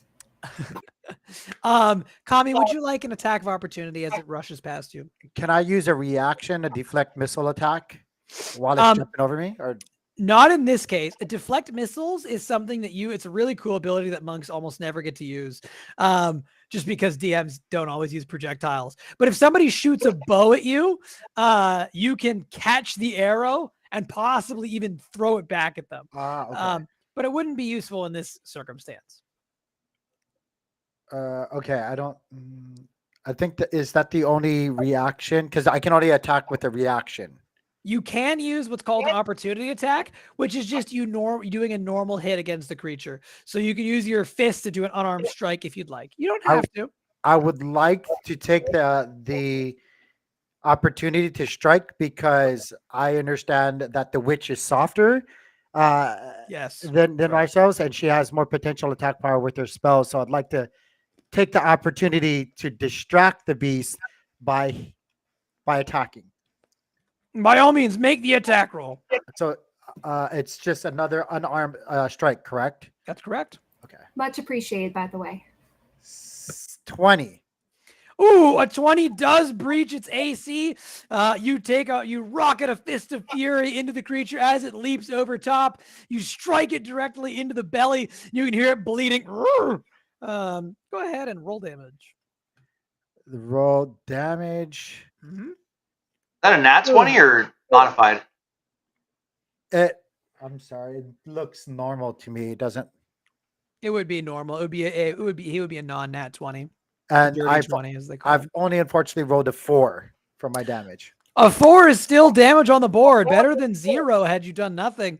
As you reach up and strike the belly of the beast, it does look as though it is still quite healthy, still ready or alive and kicking. The elk hour does attempt to ram its antlers into you, Solana, and unfortunately, it does roll a 25. Sorry. That will hit. Yes. Yes. To Yes. everyone's surprise, it will hit. Shit. As the beast slams its antlered head into your body, it deals 7 piercing damage with the antlers, but it deals a further 5 lightning as it conveys the electric shock into your body. So I'll say you'll notice as the initial elk horns hit, the mage armor that you noticed before actually has an additional layer to it. But that initial layer is immediately shattered by that. So I'll use my arcane ward hit points. So I lose my 10 temporary hit points from that and take 2 straight to me as well. Wonderful. The antlers dig through the blue shield. They pierce through the abjurative ward and finally stabbing into your body. You can immediately feel pain moving through as the hit lands. But that's not all, because it elongates its raptor-like teeth, and it goes to grab you again with those. Now, Solana, how's a 19 to hit? That will also hit. The elk hour, as it digs its teeth, its fangs into your body, you can feel a strangeness as the elk's mouth is clearly meant to be grazing on grasses. It's got a very strong vice grip, and yet the fangs dig deep into your body. It only does 3 piercing damage at the present moment.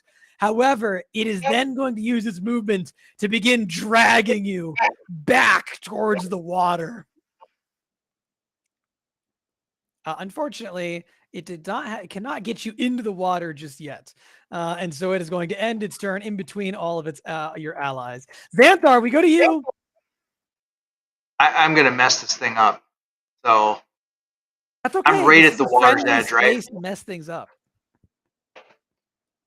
So can I cross this wood space and make it The bridge? all the way to him? So the bridge is a 30 feet distance to cross. So you can, and you, I believe, are 20 feet away from the bridge. So you can go 50 feet to cross the bridge, but you'd have to dash to it. Okay, well that sucks. Use your act. You were the only one on the other side of the river. You know, it's rough. Positioning is I'm gonna not stay the best. here. I'm gonna move my spiritual weapon and attack. Sure. By all How I means, can you move it. move the spiritual weapon across the water over towards the Elcower to hammer it into its Alright, backside. Go ahead and make the attack roll. 21. A 21 will breach this time. Your weapon flies across to the edge of the river. It slams the mighty gavel into its backside, crushing down on its hind legs. Roll damage.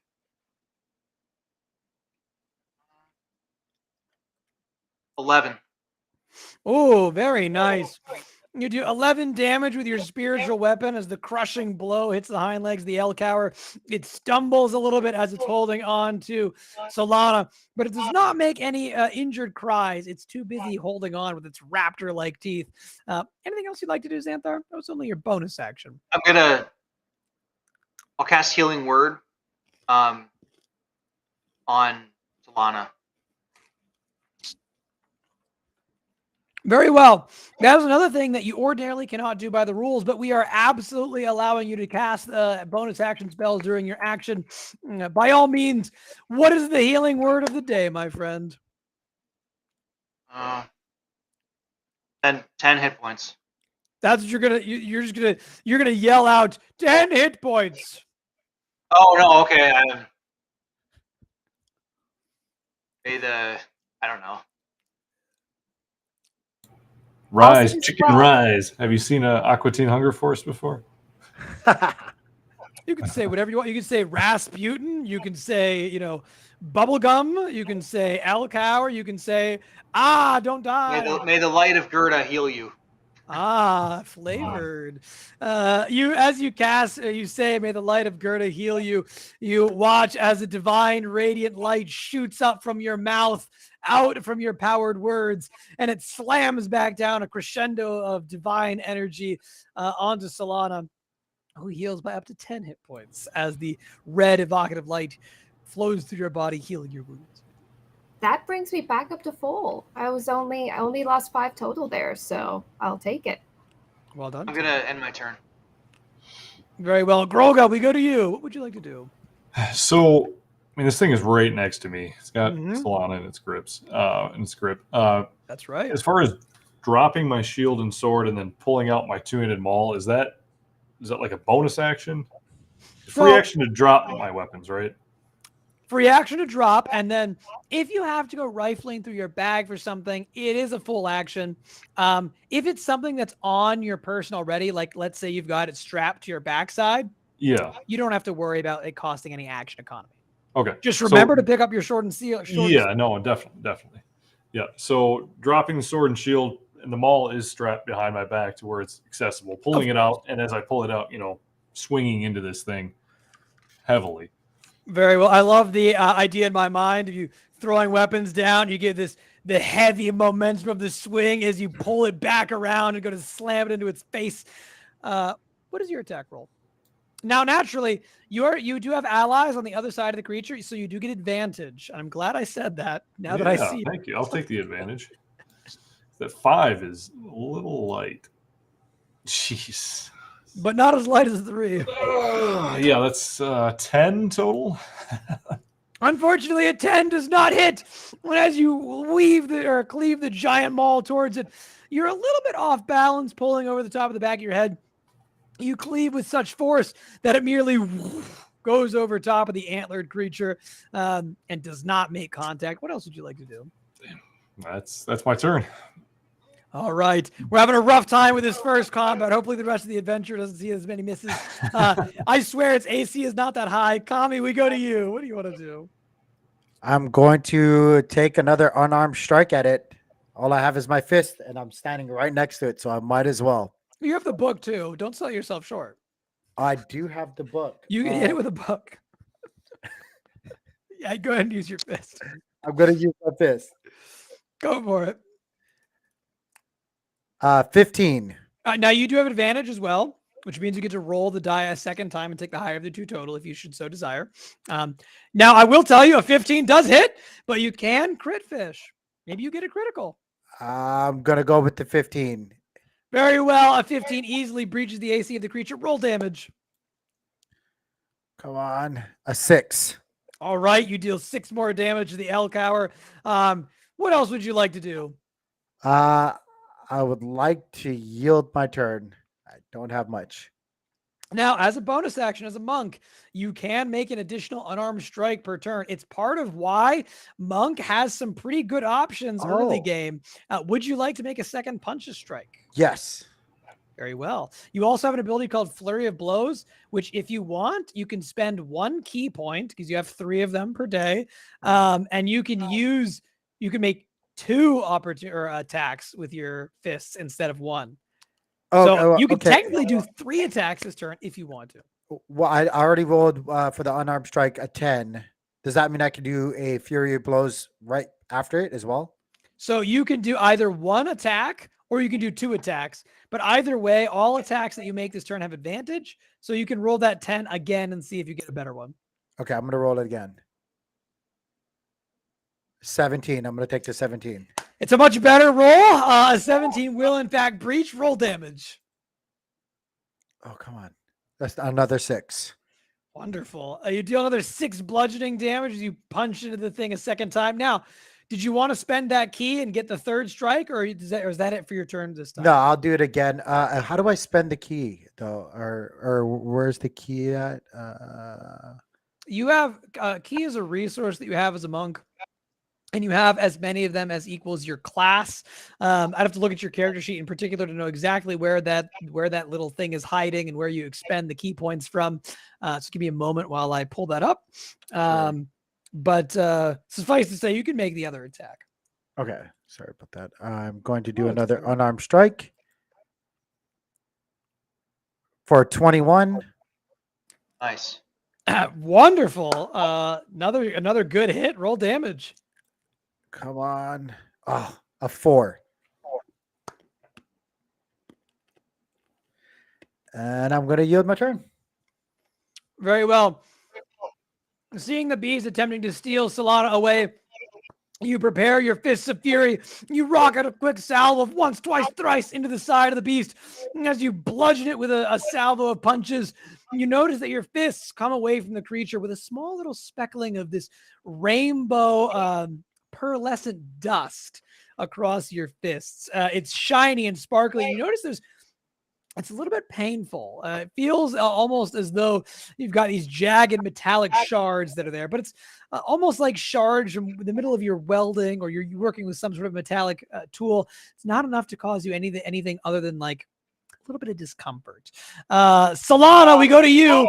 You watch as you feel the ricochet of this beast's body as it holds you tightly with its fangs, and your allies begin to bludgeon onto it.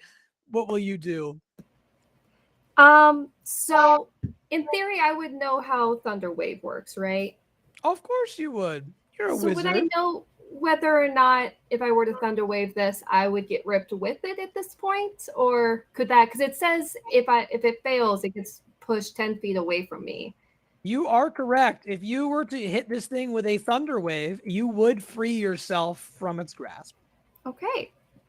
So we will try this and hope to God that, the dice gods will fare me better with this. So this will be a Constitution 14 save.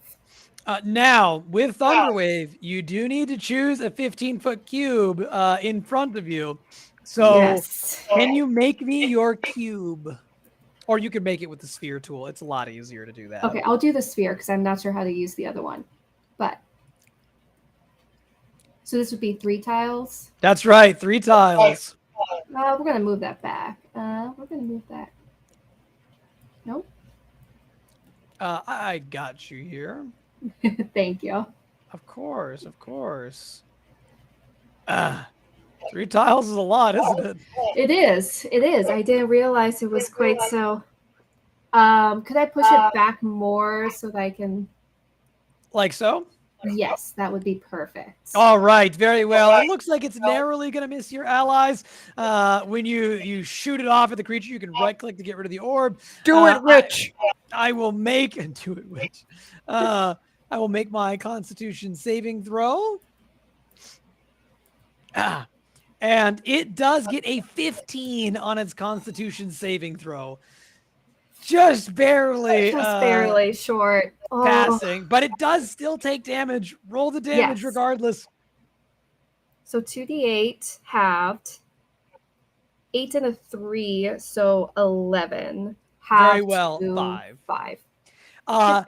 As you try to release yourself, you push your hands towards the being's muzzle. A thunderous booming cracks out from your position. This wave of energy wafts out from where you're at, deafening Kami and Groga in the process as they're so close to the thunderclap.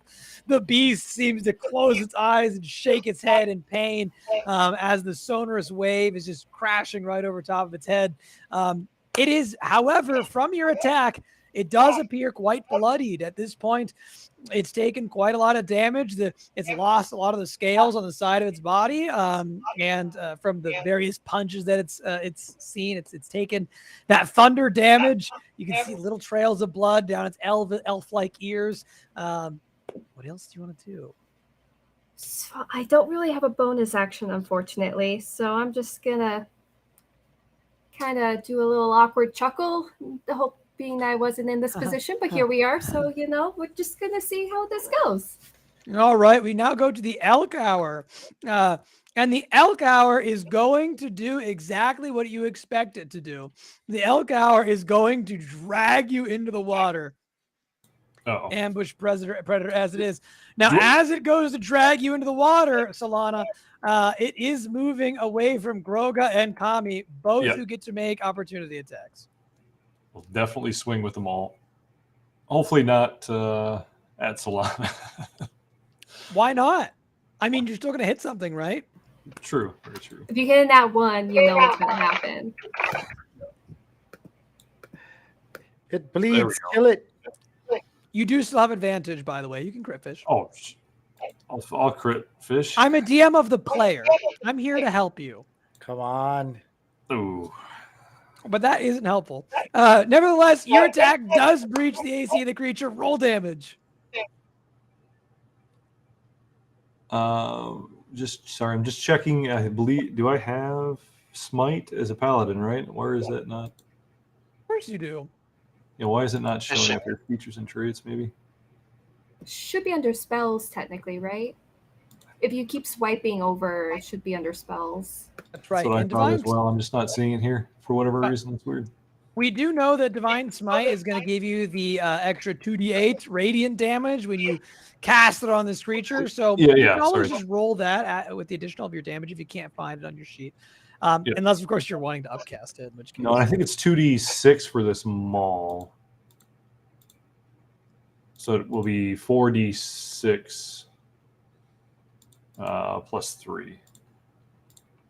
It is d8s for Divine Smite. Oh. D8s. Okay. Yes. Stronger than you think. It's crazy. 16 plus 3, so 19 damage. We love paladins. You're so bursty.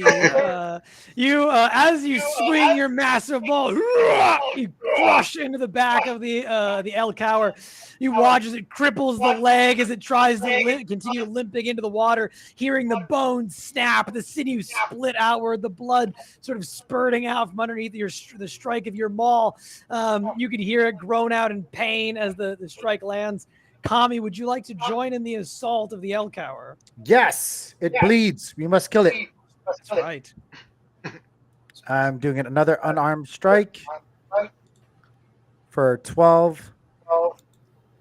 12, unfortunately. Oh, wait. Was that with your advantage? No, I'm going to try to beat it. Come on. Oh, I did not. It's an 11. By the way, in case you're wondering, I, the Princess of Popcorn, do indeed have popcorn as a snack during D&D. I highly recommend that you also bring your favorite snack. Maybe one that you have a namesake of. I'm not sure if there's any Xanthars out there you can eat, but... Pork rinds and beer here. What did you get? The highest was a 12. Ah! Alas, you were unable to save Solana from this grapple. Solana, as you are pulled into the water, I need you to make me a Constitution saving throw as the electrified current zaps through your body. I see the me pain now. It makes sense. It does, doesn't it? Yep. Okay. It appeared like it was group pain, but You said Constitution, right? that is, yes, that's correct. I have chosen, I've not chosen, but it is a bad one for you. I don't know if you can see my tablet for D&D Beyond. Is this a nat one? It was a nat one. Another one? I might use my inspiration on this one. Are you going to use it? Yes. Yep. Okay. Just I'll mark because that I down would on the feel sheet. I don't want to die, so we'll use Yeah, that. not dying is very essential to the game. That's what I was kind of thinking too. So do I just re-roll with that inspiration? That's right. Yep. Okay. Just re-roll. Okay. That turned into an 18 plus 1 for a total of 19. Okay, well, that's a lot better. Yes. As you enter the water and the shocking cold, as well as the lightning, sends shivers down your spine, you recognize that this is your own lightning. It can't harm you because it is of you. And you begin to absorb the energy back within yourself, taking no damage. Congratulations. However, now that the Elcor has you in the water, the Elcower is going to attack. And so it is going to let go and then try and bite you with its fangs one more time. 1 second here. I go back to my tab. All right. So it's a 15 to hit.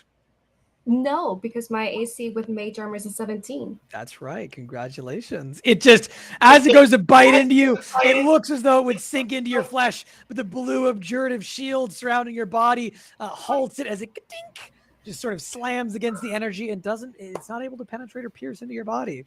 But now it gets to swing its massive antlers as it tries to take you out with that strike. This next one is a 22. That'll hit. You take another 7 piercing damage as the antlers slam into your backside. You can see these lines of dots, these thick pierces into your backside. Your blood beginning to rush out. This pinkish sort of a coloration, almost like dye at Easter, coloring the river a lovely pinkish color. Well, lovely for everyone else but you, maybe. Xanthar, we go to you. All right, so I'm crossing this thingy, By all means. the little bridge here. Can I get here? Right, you can go right there. Yep. Okay. And can I reach him from here? It does not appear as though you could hit Solana. I don't want to hit Solana. I want to hit the... Okay. Yeah, you'll have to Maybe pull me walk up, into the I water don't with know. the Elcower. Can I mean, I don't want to go in the water, but I can't reach the creature. That's correct. Okay. I'll use my spiritual weapon again. Sure. You send your spiritual weapon where you will not go down into the depths. Make the attack roll. However, you must do so at disadvantage. 17. Is that at disadvantage? And a 10. Unfortunately, a 10 does not hit. The Elcower and its shifting scales in the water grants it superior armor.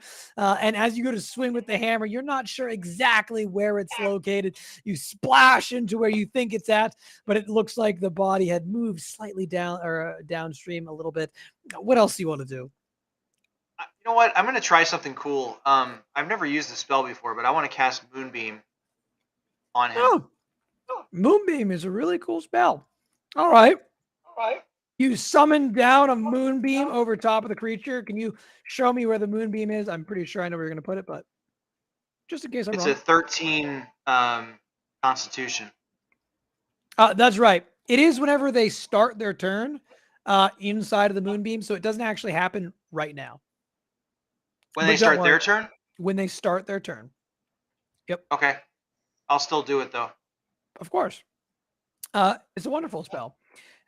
So I'll just assume that you place it here. Is that good? Yep. All right. Now that is going to hit Solana.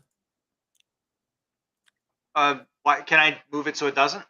Of course you can. That's why I always ask for you to place the thing. Okay, yeah. I'll put There it you go. backwards just a little bit further. Are you happy with this? As long as it's not hitting her. Yeah. Not yet, anyway. It does. I guess if it's not, It's whenever somebody enters the spell's area for the first time or they start their turn there. And I'm just saying, she could easily get dragged into it. Groga, we go to you. What do you want to do? The Elcower is attempting to devour your wizard down into the depths of the water in its home turf. There's a moonbeam there too. That's right. There's a moonbeam. That's all right. You got them all out. I'm going to leap over her onto the Elcower as I come down with them all on top of it. You want to willingly enter the moonbeam. With the moonbeam's off to the side, I was thinking like right around here, but maybe I have to enter the moonbeam. So it is further. It is 10 feet down under the water. So you'd have to enter the water to strike it. Okay. And if you want to jump over Solana, you can be outside of the moonbeam to hit it. You would just have to go like deep into the water next to where the there's a moonbeam on it too. Is Solana hurt here pretty badly? I will rescue I'd love to Solana get out of the unless water. I have to get in the moonbeam. Can party Sorry, members say things out of turn, like in? Yes. Yeah, I'm not a real stickler. So long as you're not having like a fully fledged conversation in character, you can talk to each other in the middle of combat. Of course, that's totally allowed. Have fun with it, you know? Okay. Do you have a rope? I don't think I'm too far down from them right now, from what it looks like. Yeah, I don't know can if I we could just reach down and grab. like reach me. down and try to grab her and help her, not get pulled under the water, basically?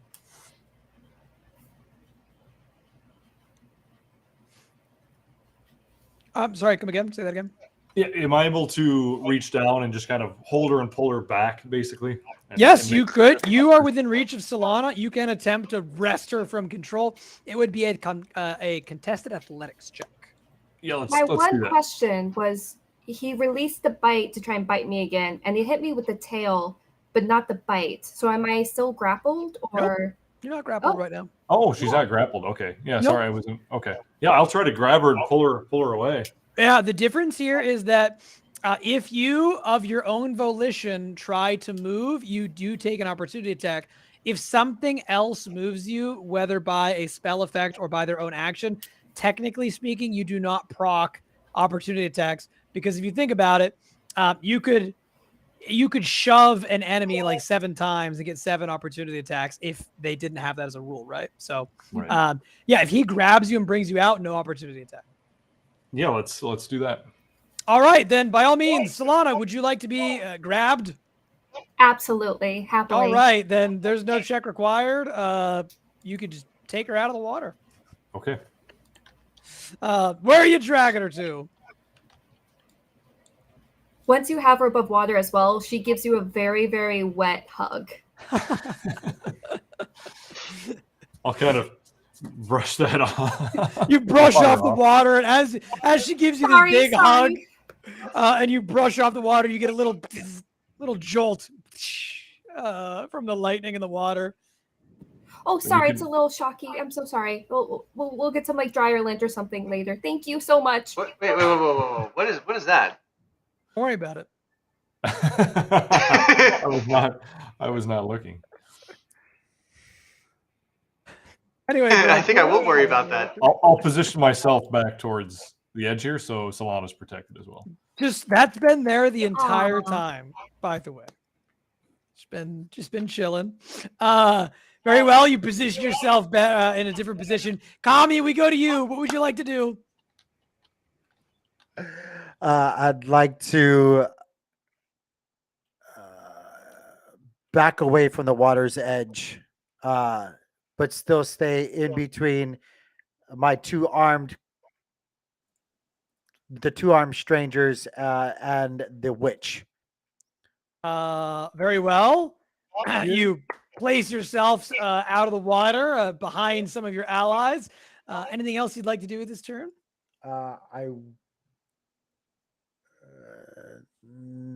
No, I don't want to attack or anything. I just want to back away from the water. All right, then, Solana, we go to you. Now, Tank, you can, Kami, you can do this thing called setting a reaction, which you don't have to do now. But if you so desire, you can, instead of using an action on your turn, if you're thinking to yourself, oh, there's really nothing I can do, I can't hit it right now, you can instead say, hey, DM, I would like to set a reaction for if the creature comes out of the water, I run up to it and I punch it in the face. And that means that it'll do exactly what you just said, but only you have to be specific. So, like, if the creature, let's say, flies out of the water and like goes up into the air, then that does not proc your opportunity attack because you said like up onto the ledge. Gotcha. Okay. Yeah. That's good. Do you want to set a reaction or you want to just continue biting? I will continue biding my time. Very well. Solana, we go to you. Oh boy, so soon. Okay. That's right.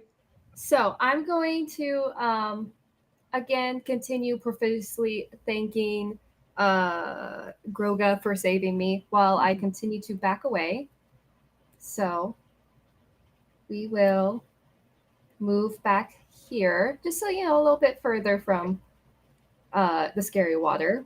And I'm going to try this thing that didn't work last time, but we're going to try again. I will hold my action for another chromatic orb that's lightning based for Nice. once the creature is out of the water and in sight. I don't think you're going to get 3 nat 1s in a row, but I have had a player get 4 nat 1s before, so what can I'm I rolling say? It's on- possible.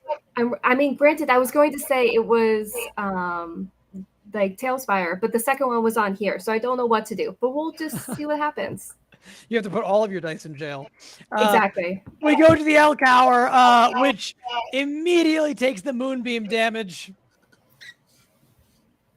By all means, please roll that. It's Saving Constitution throw? Was saving- it? No, didn't save.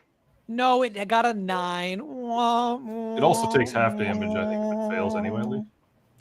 8 damage. Very well. You deal 8 radiant damage as it. You can see this light shining down into the water, steam boiling off, this red, violent light where it touches the creature's body. The Elcower is viciously territorial. It is going to leap up into the air, and it is going to attack. You know, Groga, you hit it really hard with your smite. It's going to try and attack you as it gets up out of the water. But before it attacks you, Solana, I believe in you. Right on here, so everyone can see.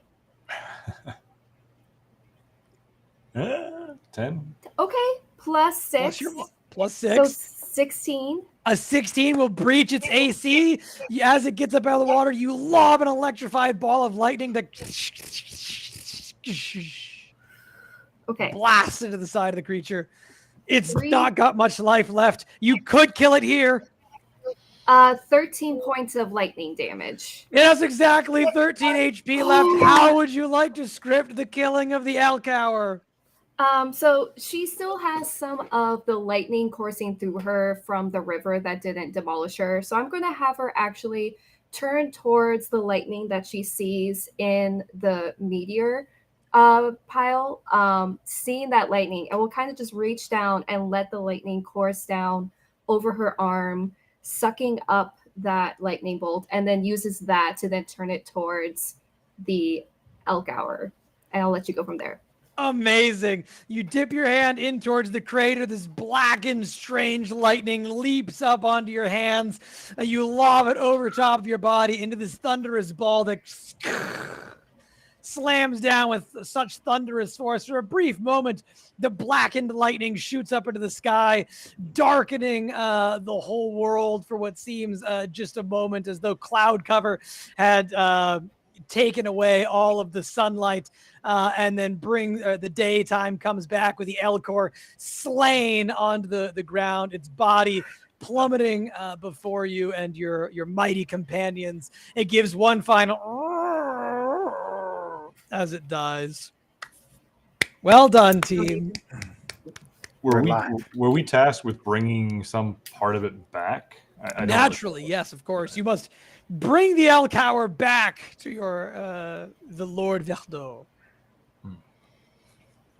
As the combat dies down, the adrenaline still pumping through your body, but things get a little bit calmer now.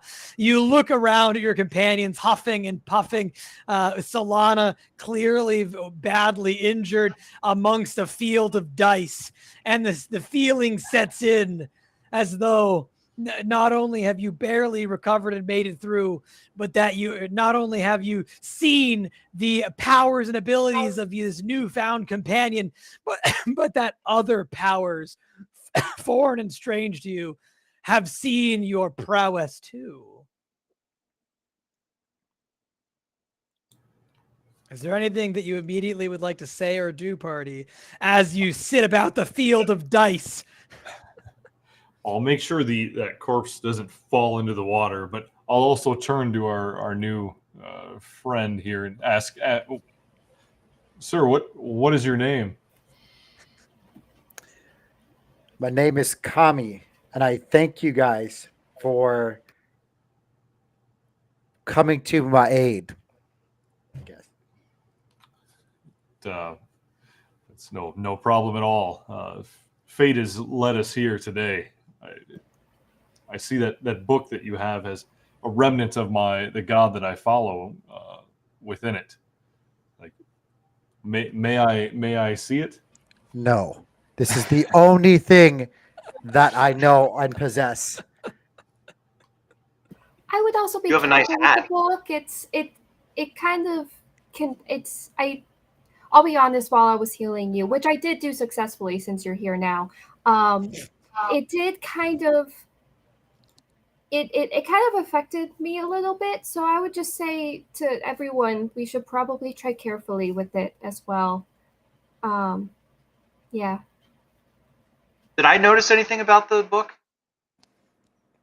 When you get close to the book and you finally look at it, you realize instantaneously that what you're drawn to is not the binding of the deadened leaves around it, not the broken mirror covering, but instead you look to the edges of the book and you notice that instead that the book itself isn't actually made of pages, but rather there are several little gears interlocked, interweaving with one another, slowly whirring in a routine time inside of the book. And you recognize these to be the same sort of gadgetry and gears, the same wiring that suffuses your warforged body. Almost as though this book itself was made from a warforged at one point in time. Did you get that book? I don't know. Thinking to myself that the book has to be important, as I can recall my family and my wife. And this book has to have the answers. So as it seems like my new companions are very interested in it, I'm reluctant to let go of it. So I hold on to it, knowing that it must have some hidden answers. We don't seek to steal your belongings. Let's get somewhere safe so we can look into it further. Can I also do an insight check to see if when he says "I don't know" if he actually means it? You certainly can, so long as. Are you okay, Kami, with this potential PvP role? Are you okay with that? Probing my mind? No. She's just going to use her intuition to see if she knows Yes, that I'm you're okay. telling the truth. Now, you are in fact telling the truth. You don't know, correct? Guys, I don't know. Okay. Yeah, so just go ahead and beat a 10, Solana. 9. Oh no. He's Is it all lying. your day? No. Uh, Hard to read. This person is new to you. You've only known him a scant 3 minutes, 5 minutes. Who knows what his lying face looks like? I honestly, maybe he's lied to you every moment of this day. I mean, he still hasn't told you his name. All good points. He did tell us his name. I did ask him. Yeah, it just took a while. She was a little dazed. She didn't hear that part. Yes, let's find shelter and food. I'm hungry. It's been a long day and a confusing day, and I could use some new clothes and food. We need to get this this body across the bridge here. That was actually what we were originally here for, was to kill one of those things. So really, this worked out swell for everyone.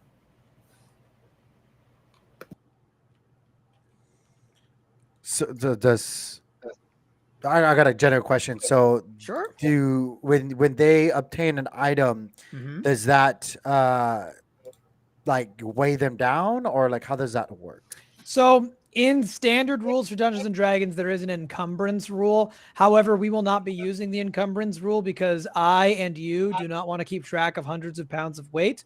And so instead, the rule that we'll be using is you can theoretically carry as much things as you want. However, you have only one slot for a heavy item. So if you have, like, say, I don't know, a table or a chair or something like that, a barrel, you can only hold one of these objects at a time.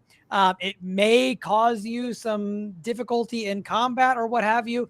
But for example, the Elk Hour, one of you can carry the front, one can carry the back. That'll take both of your heavy slots. And that's just, you can't carry another heavy thing. Awesome. Well, I guess both of you better get to carrying. I don't know what this trophy or quest of yours is all about, and who this gentleman is that you need to report back to. So I suggest you get to carry. I'll grab my sword and shield too, just so I don't leave anything behind. Should we just drag this through the water, then pull it up? I don't really want to walk across this this fine bridge with it. Can we search it for anything unusual?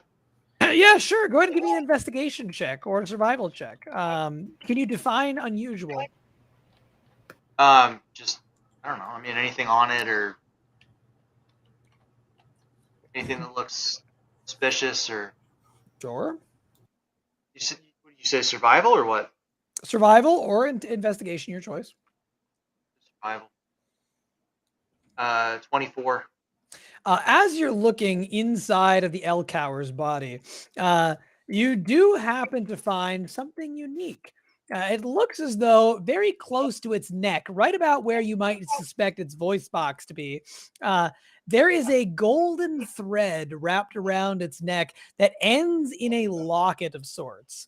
The locket has this carved bone around the exterior of it that seems to be almost piercing into the hide of the creature. It has this strange portrait-like thing on top of it with these purple, ominous eyes glowing out from the locket's interior, a face that's there, some malicious intent seems to appear on side of the wispy, almost necrotic visage. And inside of that locket, when you pull it out or you break the chain or whatever it is that you do to hold it in your hand, the locket seems to whisper at you. Do you know what it says? To what? Sorry. So the locket, it seems to whisper to you, these maddening voice into your ears. And do you know what it says? I don't want to listen to it. The locket says, "Tune in next time on D&D." So that is all the time we've got for today. I will leave you on a cliffhanger, and we will see you back here in 2 weeks, where we're gonna do it again. Nice. Yay, that was a lot of fun. That was Okay. a lot of fun.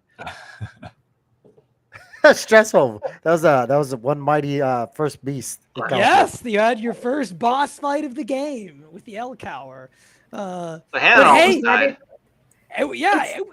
It's not a real battle unless the wizard almost dies. That's basic D&D right there. That's so true. Very thank true. you for all the assistance and keeping me alive. I appreciate it. Yeah, it feels like this is going to be the struggle is to keep Solana alive. the entire time. I promise I'm useful too. It balances out. I swear. We'll You see. can see why. So says the witch. Rolling for your points. Yeah. Yeah. It's gonna be my thing from now. The witch burner. I love it. Please keep it. It's my favorite. What do you? What, is actually Hank, what'd pretty you good. think of the game interface? I really like it. Once you get used to the controls and navigating the camera or whatnot. Not easy. Yeah, but it's a lot of fun once you actually start figuring it out.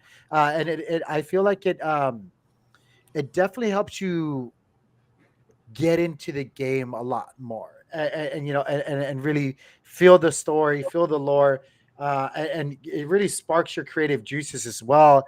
Um, I don't want to go back into it, but yeah, I was observing things as you guys were talking, and I noticed some things that you were saying, Pop. Mhm. You know that I can't wait to kind of see what happens in the next couple of sessions. But yeah, I like it. I really do like it. I think as we do more and more of these, I think a lot more people are gonna kind of see the excitement and the fun and the possibilities that this is going to have. Because, like you were saying earlier, the cool thing is like this environment Mhm. is not just our environment. There's people sharing this environment that we could actually affect with our actions down the road, and That's right. that's fascinating to me. That's amazing. And not actually to go along with that, other people have at some point in time, the Verdot estate is a place where characters have touched previously. So you will actually get to see the ramifications of what they have done. And you know, you'll be part of it. And when we stream that episode, when you guys get there, I get to tell those players, like, make sure you watch this episode because you're going to see yourself or you're going to see your actions come to life, you know? Yeah, or vice versa. They're going to get to experience the chaos that we do, or the beautiful things that we do, Mhm.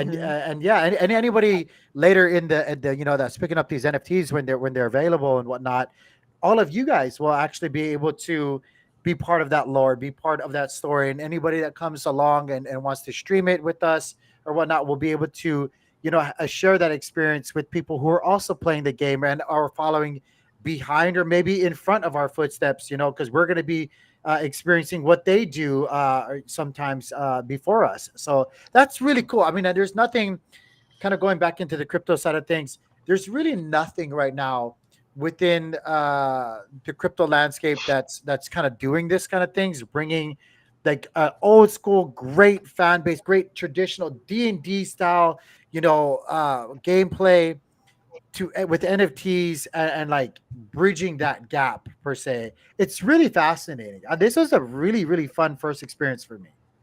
Really was. Excellent. I'm glad that we could provide that atmosphere. And you're right. I mean, I think that's one of the things that's interesting, right? Is like the ability to earn as you play, as a participating as a player.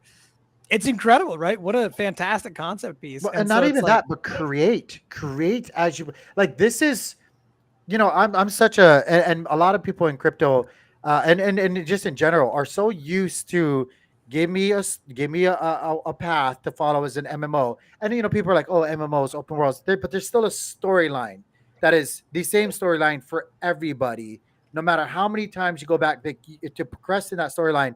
Everybody does these missions, everybody does these things. Well, in here, any and every single time you come and play, it's going to be different no matter what. And that's cool. That's really cool. It's And definitely you're a creating draw that. for And me. I'm Yeah. creating that. And it's like right. that's amazing. So Mhm. like yeah, I'm really digging it. Anyway. It's interesting as someone that's GM before that when you see players make decisions, it drives. They can go anywhere, but that one decision they take leads them down a complete path, and Mhm. it's wide open at that point.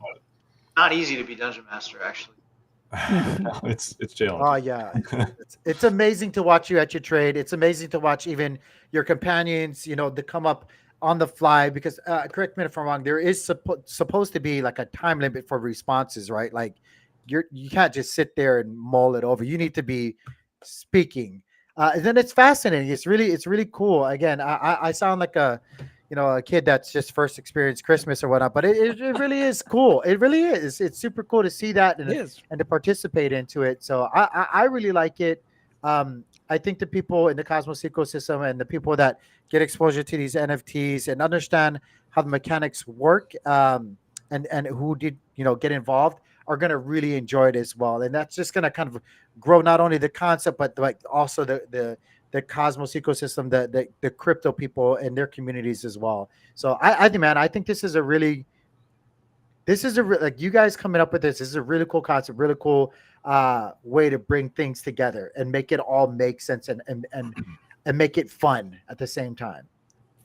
Yeah, and we've also got a lot of projects that are that we're prepared to do as time goes on. So, in a mainline campaign of Dungeons and Dragons, you've got a couple people who can get involved, but we've also got different player groups where you can do these like big, large scale, world shaking events that can be like 10 to 20 people. We've got this more hardcore, like combat focused version of the game that we can do too. And that can take like up to 20 people a season. So I think it's something where you're going to be able to build a really nice community. And, what D&D is all about that nothing else gives you is collaborative storytelling, right? Like that thing that you're mentioning, like the Kid on Christmas feeling. It's because nothing else can give you a collaborative storytelling experience like this. Yeah, right. Where your right. actions like they have meaning, right? And it's meaning beyond the story, because then with what we're doing, it goes into the real world too. So Yeah, well, and it's really cool. And I don't know how much Lee and everybody, the guys have told you when it comes to NFTs. The NFTs, it's like now that you own that character or that right to come in, your character takes on a whole new meaning. Your art, your tune, your character, whatever you want to call it, brings on a whole new level of ownership because you're building you in this lore, in this game that is ever evolving, versus like, you hold this thing that's typical and like, it gives you the same thing that everybody else gets when you own an NFT or like, an access card of sorts. This is truly different. And that's really cool. right. It's really, really cool. I was, the utility, that was like everyone's looking for an NFT that has utility, and that's the whole thing. I mean, this gives you exclusive access to Yeah. a private gaming community that, and it could go on forever. This might not be the only game we do. I would hope not. I actually, this almost demands expansion over a long. And I get that. It just feels like that's what it is in general, anyway. So like, yeah, I can see that. I could definitely see that. But anyway, I could sit here and I could kind of fanboy on it for quite some time. But I really do appreciate it. Yeah, no, I really do appreciate your guys' time. Everybody, Hannah, Brad, Pop, Lee, everybody. This is really, really cool. I can't wait to continue doing these sessions with you guys to kind of, not only have fun with you guys and explore and whatnot, but to expand and bring this experience to people who may not have ever thought that they, would be even interested in something like this. And it's funny because I think people are interested. They just don't know it yet. Like you just don't know it yet until you actually play a session. Like, and that's anybody watching this later. That would probably be my biggest suggestion to you guys is really keep an open mind. If you've never thought that you're a Dungeon and Dragon kind of person, you probably are. You just probably are. So anyway, guys, I'm gonna leave it at that. I'm gonna cut the stream. I hope you guys all have a really good night. I really do appreciate you guys. Thank you so much. Thank you. You've been awesome. I appreciate all the help you've done for us. Right on. Yeah. All right, guys. You guys have a good night. You as Good well. night. Sleep well, mate.